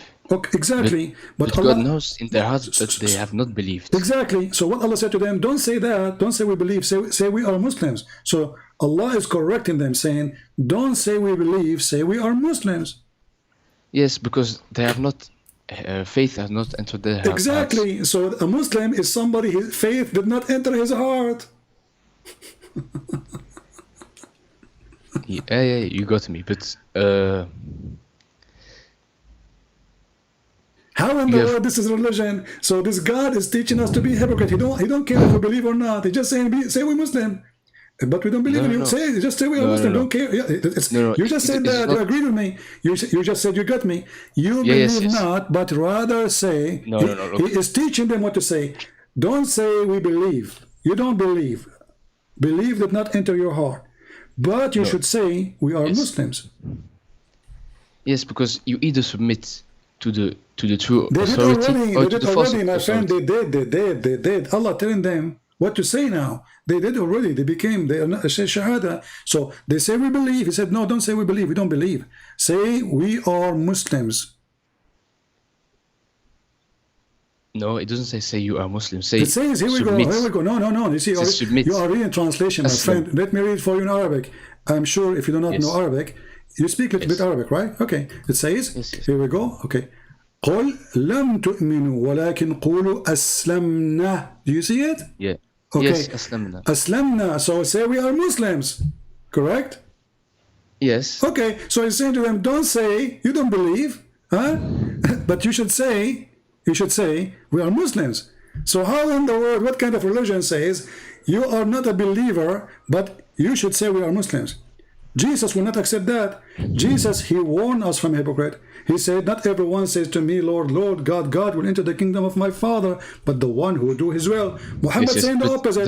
Muhammad saying, you can be. But if you obey God and his messenger, how you can obey God? Okay, hold on. So you are saying to me, you obey Muhammad, you are a Muslim, even if you don't believe in Muhammad. What kind of religion this religion is? No. If you obey God and his messenger, the next verse you say, the believers are but those who believe in God and his messenger. No. It doesn't say that. He says, yes, it does. No, he says you believe not. Here we read with me carefully. He says, and you believe not, and faith did not even enter heart. Yet, I'm talking about listen. 15, He's talking. The next verse. He's talking to the same people. Yet, if you obey Allah and His Messenger, you will not withhold from your deed. So Allah promising them, even if you don't believe in me, even your heart never have faith, just obey Muhammad. No, look. It's like, do you believe in your government? They don't believe in the government. They just, a verse says... But you submit to the government. You have to pay your taxes. No, but you don't believe in it. No, listen. So you are saying to me your prophet is a government and the Muslims don't believe in this government. I'm saying... So that's mean Muhammad is a fraud. Those Muslims, they believe Muhammad is a fraud, is a scam. They refuse to believe in him. Muhammad, he said to them, Allah told me, as long you obey me, it's okay. The verse says that in front of you. But obeying the messenger means obeying God. No problem. But they don't believe in this God and they don't believe in this messenger. So they don't have to, guys. Did you hear it? They don't have to. So a good Muslim is the one who don't have to believe in Allah. He don't have to believe in that God, but he obey God. That's it. Okay, it's good. No problem. Don't jump to conclusion too fast. You are the one who please. said that. You said you don't have to. But you have not let me speak. Always you. No, you are talking from now we are complaining. We are talking for the last hour, me and you, and we didn't change the way we talk, and now you are complaining because you are in the corner. So in life, you either submit to the evil or to the good. Okay, okay. So now those people, they did not submit to Allah. Did they submit to or not? They did submit. They did. Okay, but they don't believe in Allah, correct? They don't have to. Okay, so they did not submit then. You can't know what you see. Submit. The word submit. You can't know what he. You can't know what he believes. Submit is something you do willingly. Submit is I submit. Yes. Okay, but now you are saying to me they don't believe. That's me. They did not submit. Muhammad, he forced them by the sword. Says convert or I will kill you. No, look, it's like today in the government. You either submit to the government or you get in jail, but you don't necessarily believe in the government. Okay, you know we covered this topic. Let me ask you, what is your education?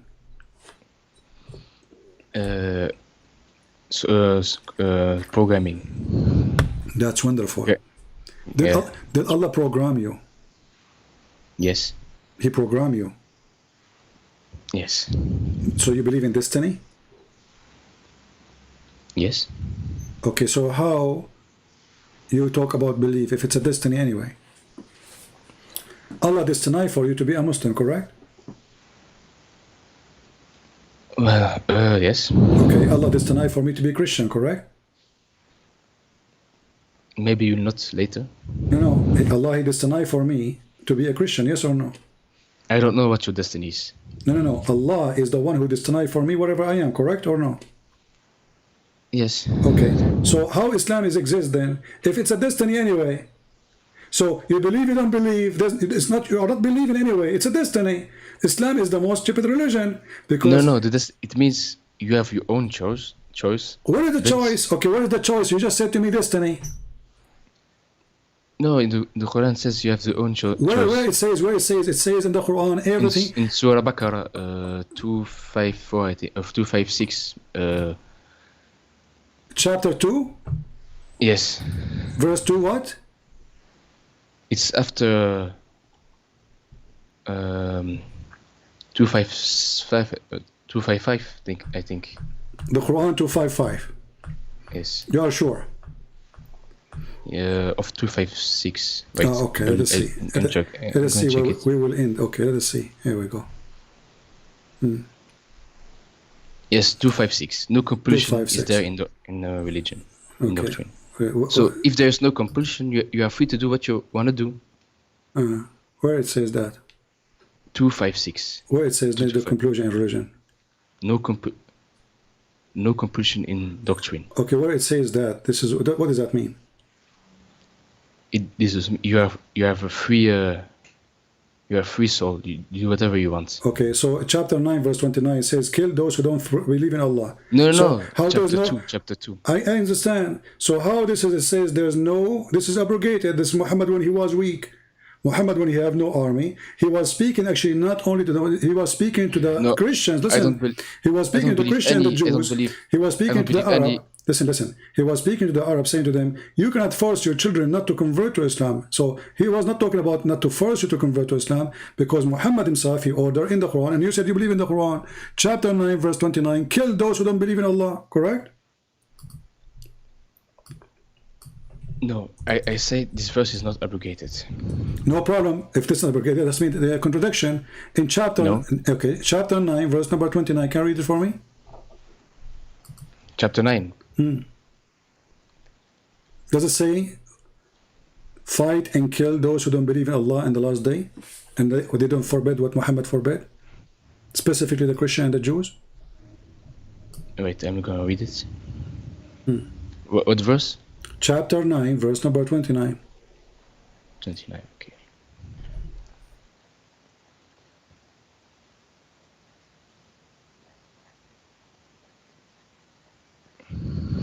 Okay. Read it for us, go ahead. So, or you heed a warning. If you be in prudent fear of God, He will make you for you a division, and remove from you your evil, and forgive you. And God is one possessing tremendous of bounty. What are you reading? This no, it's chapter 8. Sorry. 29. You said. Chapter 9, verse 29. Yes. Fight those who believe not in God or the last day. Make not unlawful what God and His messenger have made unlawful, and adhere not to the doctrine of truth among those in possession of the law until they make reparation under supervision, when they are brought low. You said there is no compulsion in Islam. He's fighting them because they don't believe in Allah. They don't believe in the last day. They don't believe what is forbidden by Muhammad. In this context, it says fight when you are attacked. Where not it says in time that? of Where peace. it says that? Where? In the previous verses. Where it says that? No. The previous verse says Muhammad is a racist. Says anyone is not a Muslim, he is najis, he's filthy. No, Muslim, it is not a race. Okay, you cannot be not only racist. that, it says, the verse before it says, those who they are not Muslims are the pagan, the polytheist, adulterers, etc. Those are najis. You know what najis mean? Unclean. In Filthy, certain contexts. filthy. So, according to your religion, anyone is not Muslim is filthy. This is racist. No. No? So you think I'm a filthy now? No, because save the idolaters with whom you made a pledge, they are not deficient towards you in anything, and help you not against you. Fulfill to them their pledge to its term. God loves those who Don't mix things up. Don't mix things up. Am I filthy? Am I filthy or not for you? Am I filthy for you or not? If you wage war against the truthful. Where is war? It says here, fight those who don't believe in Allah. Do you see the word war? Save the idolaters. What idolaters? Hold on. It says fight against those who believe not in Allah. Verse 4. Save the idolaters. What verse 4? Of the same chapter, Al-Tawbah. What does have to do? Actually, here Muhammad made an agreement with the Arab, and he is washing his hand from it. Actually, the real name of this chapter is Bara'a, not Tawbah. Bara'a, which means he signed an agreement with the Arab, and he washed his hand from the Arab. He says, all the agreement I signed with them, it's gone. Go kill them. No, save the idolaters who made the pledge. It says all the agreement we signed with them, it is gone. Go and kill for the coming 4 months.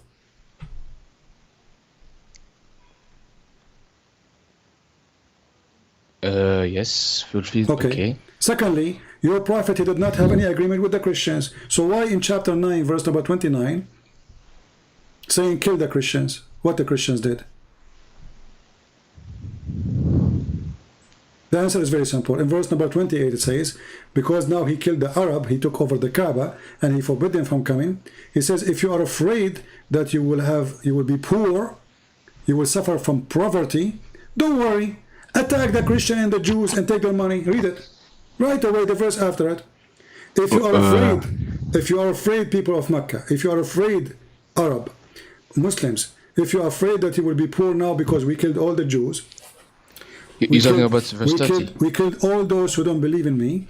You are afraid that you will fear poverty. Don't worry, Allah will give you His bounty. What is the bounty? Fight against the Christian and the Jews, kill them, and force them to pay jizya. So it was for money. Yes, but what verse you're talking about? Verse 30. Chapter 9, verse 29, verse number 28. 29, okay. So he want to kill them for a very simple reason. Doesn't say there anywhere because they are fighting you. No.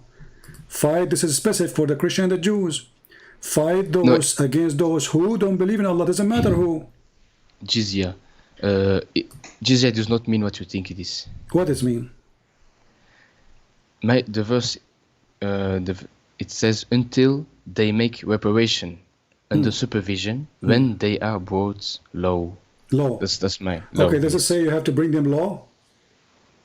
Low. It Okay. means lower. Law, like under your shoes. Yes. Okay, so jizya mean to humiliate the Christians, to put them under your shoes. No, it means metaphorically that they Not have metaphorically, to be. you are going in war and you are killing them. Just metaphorically now, you are taking their country, they are taking their money, you are taking their women, and now you are saying to me metaphorically, and it says you have to bring them low. And I said to you, it's mean you put them under your shoes. You said yes. This metaphorically now? Wait. Let me just process the verse. Metaphorically. Anyway, my friend, take care. I'm here for long, and it's time. That's enough for today. So, you know, this is what happened. You know, this kid, he don't want to read interpretation. He don't want to read, because reading interpretation is going to make him look bad. So we did our best without going reading interpretation. It's obvious. I'm not going to hold you from being a fool. If you want to be a fool, this is your business. But don't waste my time. Your prophet is an evil man. Extremely evil. From sex with the children to rape, stealing the money, flirting with the wife of his son. A very filthy man. And a liar. The Jews say Uzair, the son of Allah. Where we can find that in the Bible? Where we can find that the Jews, they worship a person, his name is Uzair. Mental. He's looking for excuse to kill them. And the Christian, they say the Messiah, the son of Allah. So you kill them? Yes. And then he said to you, go to chapter 2, verse number 256, says, there's no conclusion in Islam. That is a joke. That is a verse Muhammad, he said the opposite way. You cannot force your children not to convert to Islam, not the opposite, because Muhammad said, go and kill them. And Muhammad, he made it clear. This is why he don't want the hadith. You see, when the Muslims, they say, I accept only the Quran, that's because they are ashamed of their prophet. It's a clear sign of being ashamed. Muhammad, he said, I've been victorious by terror. He's proud about it. The first terrorist is Muhammad, not ISIS. You see it? All of this is Sahih. He's a terrorist.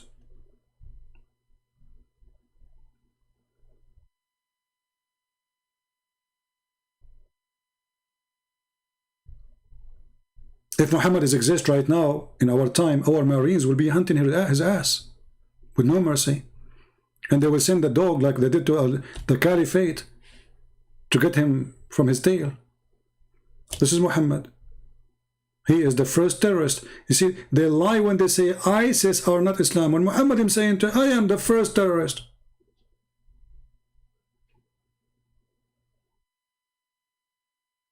All those are authentic. Even he says that people did terrify because of my terror from a distance of 1 month journey. 1 month journey. Imagine how filthy he is. People are terrified when they hear that Muhammad is 1 month journey. Not anymore. Come to Muhammad. Not 1 month journey, 1 day journey. You'll see what we will do to you.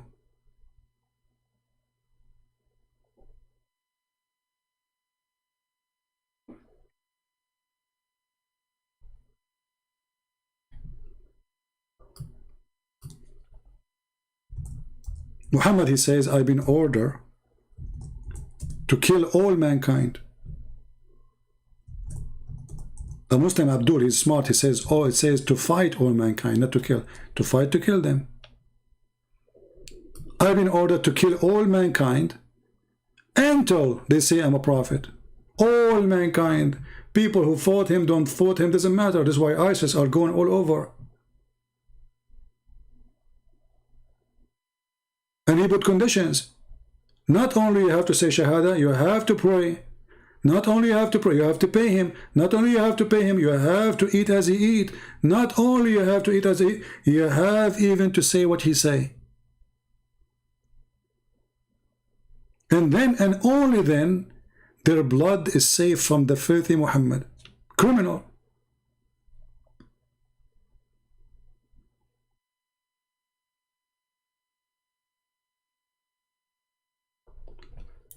And then you will see a stupid people like Joe Biden and others saying to you, the Prophet of Islam, he said this, quoting the filthy criminal.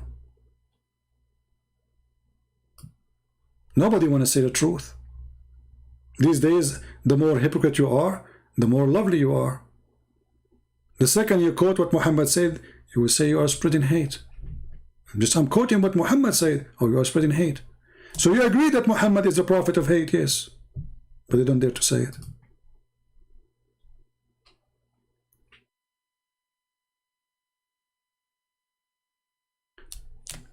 I consider anyone who don't believe in the hadith and tafsir is out of Islam already.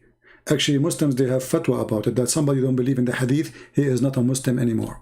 He is an apostate. And this is a very good thing, by the way. They feel ashamed of their prophet, so they don't want to delete the biography of their faithful prophet. And then they try to hide behind the book, it's called the Quran, so they can play with the meaning, but they cannot do that. The Quran is the most stupid book ever. When the Quran says sperm coming from the backbone, and the Muslim, they start saying, oh no, it doesn't say there, it says from the backbone, it says from the side of itself. Actually, there's a Muslim, he posted there in one of the comment. Let me see which one. Yeah, I think I did not copy it.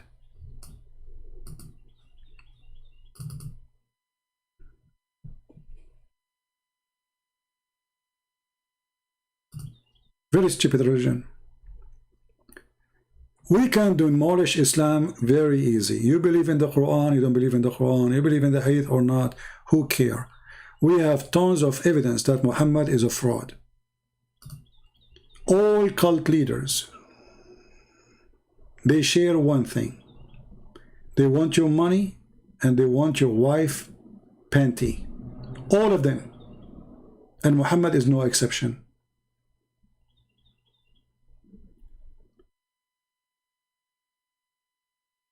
To the point even the Muslims are proud about the Prophet penis. I mean, look at this religion.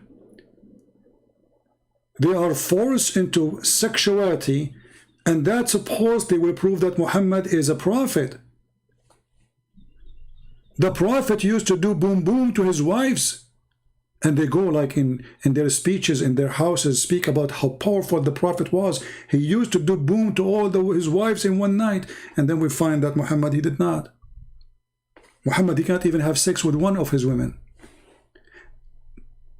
And the reason he was exaggerating in his lies about how many women he can sleep with, because simply he have a problem. So he speak about it thinking that he will cover the news about him, he cannot have sex. This is Muhammad exposed by his wife, the sexual Muhammad. The Prophet continued for such and such a period, imagining that he had boom boom, between two brackets, had sexual intercourse with his wives. In fact, he did not. Even this one have no witnesses. Even the sex of Muhammad, not only he saw an angel, nobody saw him. He received Quran, nobody saw him. The wife did not see him.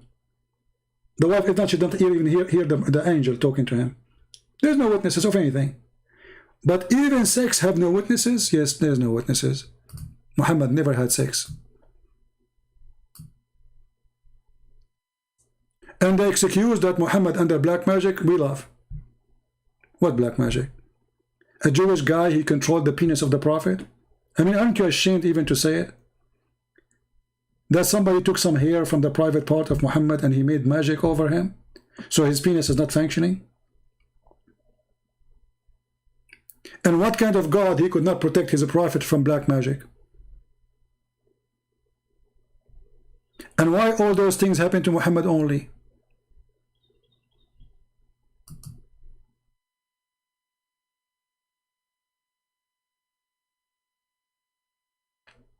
The Muslims who they are insulting me in the chat, I would like you to give me an answer. Like Ibn Hayyan, why you don't call me Ibn Hayyan so we can laugh? Can you tell me how the Prophet was not protected by Allah and he was imagining things? When your Prophet, he was imagining himself having sex, and he was doing sex obviously, but with something else, not with the wives. Can you explain to us what happened? You can call me names, who cares? I'm nobody, I'm not a prophet. You can say whatever you want about me, who cares? I'm no one. I'm not a priest, I'm not a bishop, I'm not a prophet, I'm nobody. So you can say whatever you want about me, who cares? But you cannot defend your prophet. And this is your prophet wife saying that your prophet is crazy. This is a proof to us that Muhammad is suffering from mental illness. How we can trust Muhammad that he saw an angel if this guy is imagining things? What is the proof that Muhammad, when he saw an angel, it was a goat, not an angel?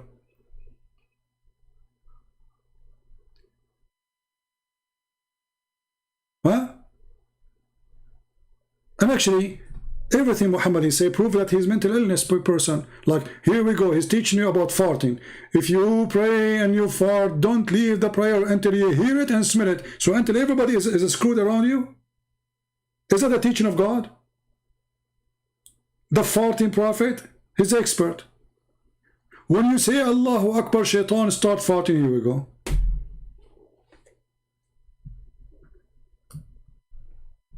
Once the prophet was bewitched, the bewitched prophet, you agree that your prophet was a bewitched prophet? So how we will follow a man he is bewitched?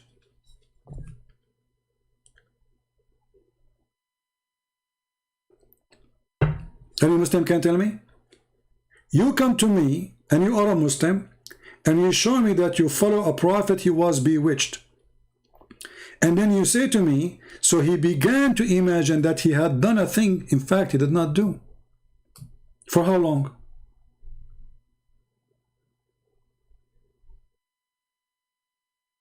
Refute Fulhamian theist video on Aisha age. If you have guts, my friend, I do not need to. Here we go. I can refute him in 2 seconds. Here we go. This is your stupid book.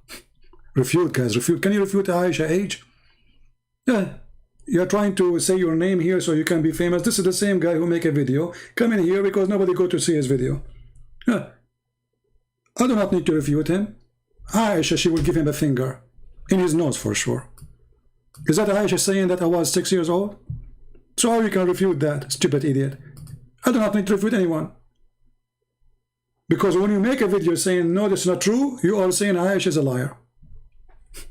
Refute if you have guts. Look who's talking about guts. Do your prophet have a guts? Do I need to refute that Aisha was 6 years old? No, I do not. No, Aisha saying that. Is Aisha is a liar? Refute if you have guts. Aisha saying that.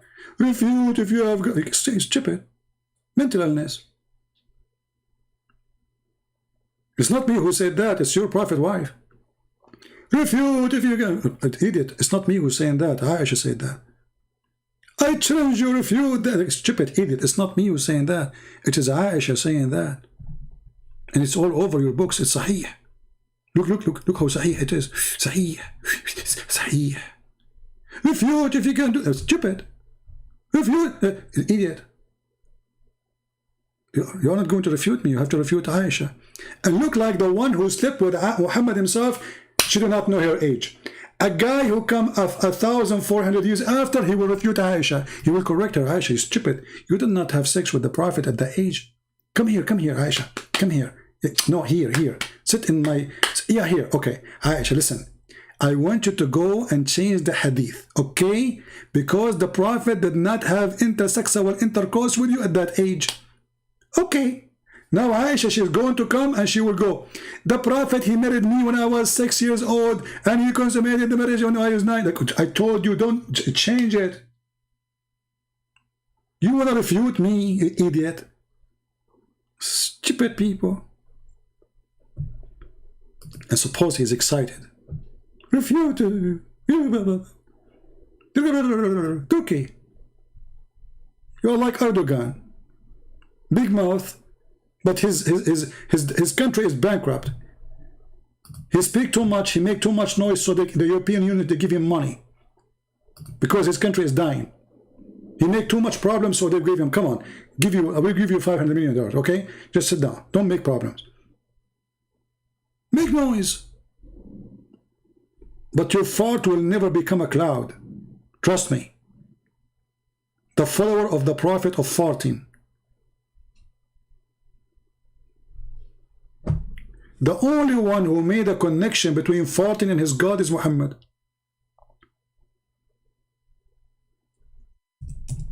And look how much respect he have.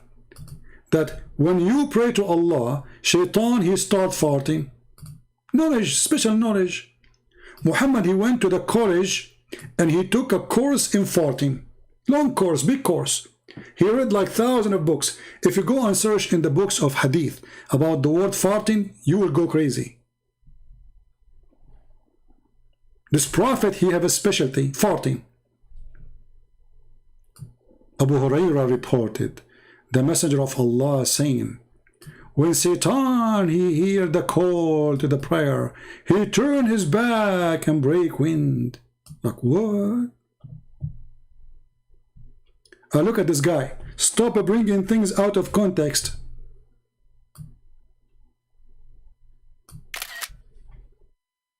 I did? Out of context? She said she is 6 years old. I bring things out of context? Poor guy trying to promote his channel. Nobody is going there.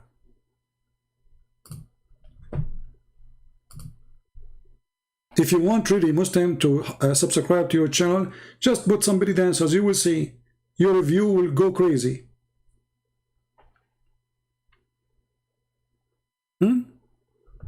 How the Prophet, he noticed that when shaitan, he heard the prayer, he fart. And why shaitan he fart? And how he can fart? And how come we cannot hear it? And how come we don't sweat it or smell it?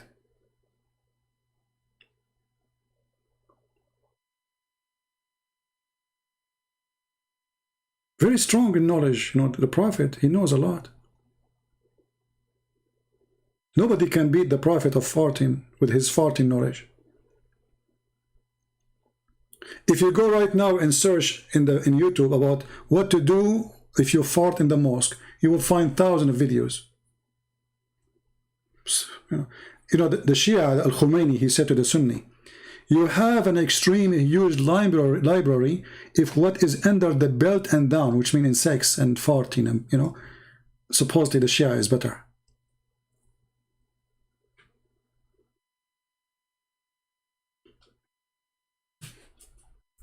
Do you remember the guy who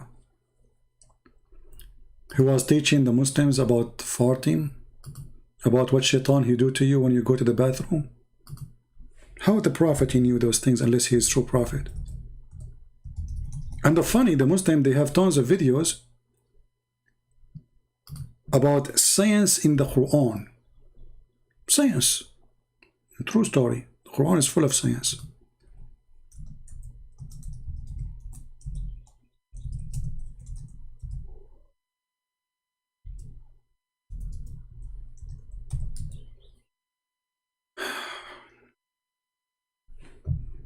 I mean, we have to agree.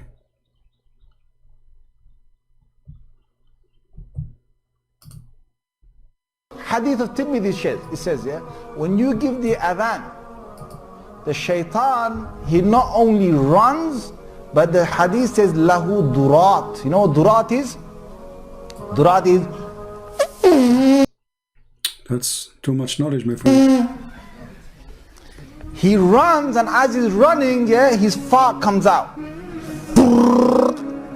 Lahu durat. I'm not making this the hadith. And listen to the ahadith. Like the Muslims are laughing. He's saying to don't laugh. This is what the Prophet said. The hadith says so. The hadith is not me. Because they are laughing. So he's saying to them, the fool is not me, the fool is your Prophet.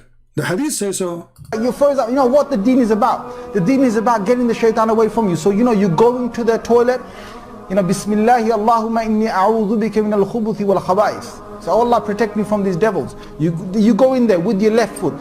The left foot you went in, you get a reward for that. Hold on, you cannot go with the right foot, brother. Muhammad says so. Hold on, there's risk. Don't ever go with the right foot. You have to go with the left foot, brother. Why? Because if you go with the right foot, shaitan, he will play with your anus. Knowledge of Allah, the Prophet said so.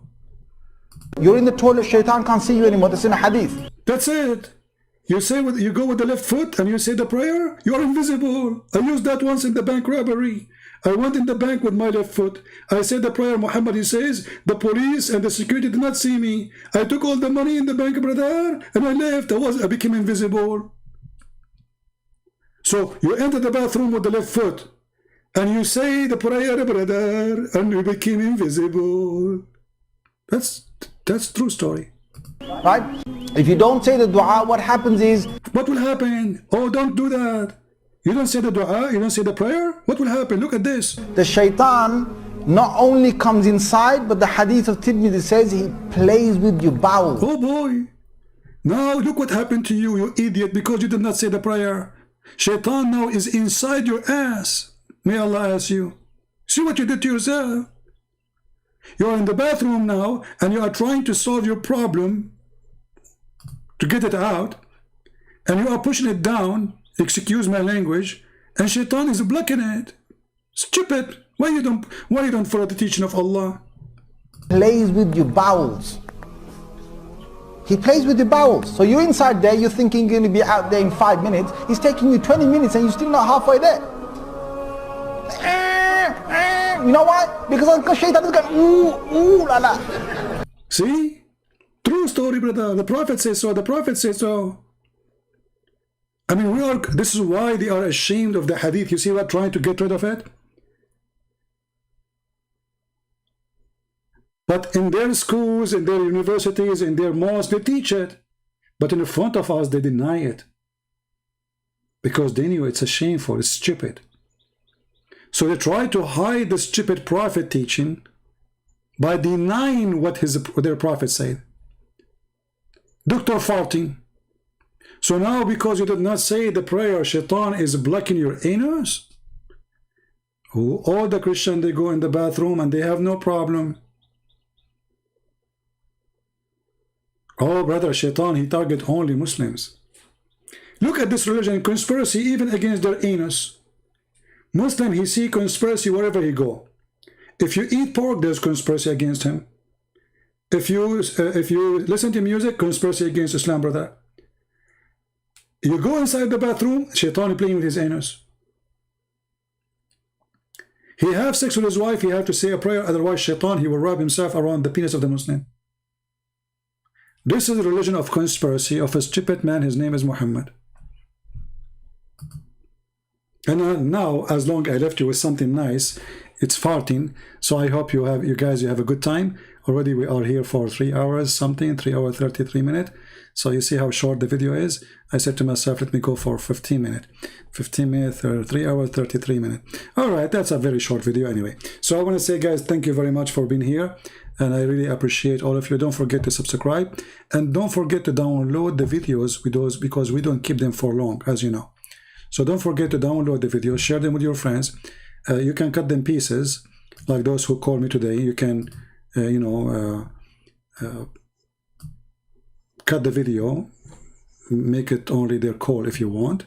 Whatever topic you want, you can do editing for the video. Just be honest and don't play with it. And add subtitle, translate your language, whatever you want. Let the whole world see what Islam is about. Islam is made by a stupid man, and he have nothing good except stupidity, unless stupidity is good for you. Sometimes stupidity is good. Sometimes honestly, I wish I'm like stupid. Stupid, you put your head, you sleep right away. Life for you is just to eat, whatever. I mean, life is very simple, and you just live like nothing. Nothing to think about. Stupidity sometimes is comfort. And maybe this is why they are staying in this religion.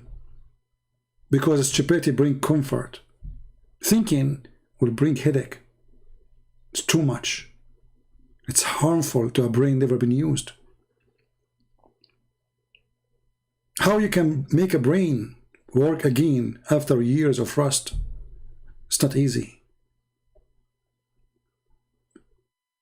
But my friend, we are here with the help of the Lord, and He will take your rust away. All those Muslims we speak to them today, including the idiot one, we hate none of you. We are here to help you. We are not against you. We are against stupidity. None of us is against the Muslims. We are against Islam because Islam is a stupid religion, dangerous religion. Islam is anti-human, anti-security, anti-health. I mean, imagine a religion promote drinking piss of the camel. Suddenly, drinking wine is a sin and drinking piss is a blessing from Allah. Everything is awkward in this cult. So, until I see you again, I say, may the Lord bless you. Pray for the Muslim to see the truth, and the truth will set them free. Don't hate them, help them, and this is what we do. We fight against the terrorists, yes. We are peaceful with people of peace, yes. We love to save Muslims, yes. But that does not mean giving hugs. That's mean to have a person saying the truth as it is. Not by compromising and being hypocrite. Today, sadly, many Christians, they think that a good Christian is somebody he is hypocrite. Somebody he say Islam is good. Just to preserve peace, supposedly. That will not make peace happen, my friend. You are just putting dust over your own eyes. Islam is evil, no matter what you say. Saying it is peace will not change the fact that you are an idiot and Islam is not peace. Never be politically correct. It's an illness, it's a sickness. Not me for sure. Thank you. May the Lord bless you. And I will see you soon again. Christ is Lord. Islam is false. And we prove it every day. Take care.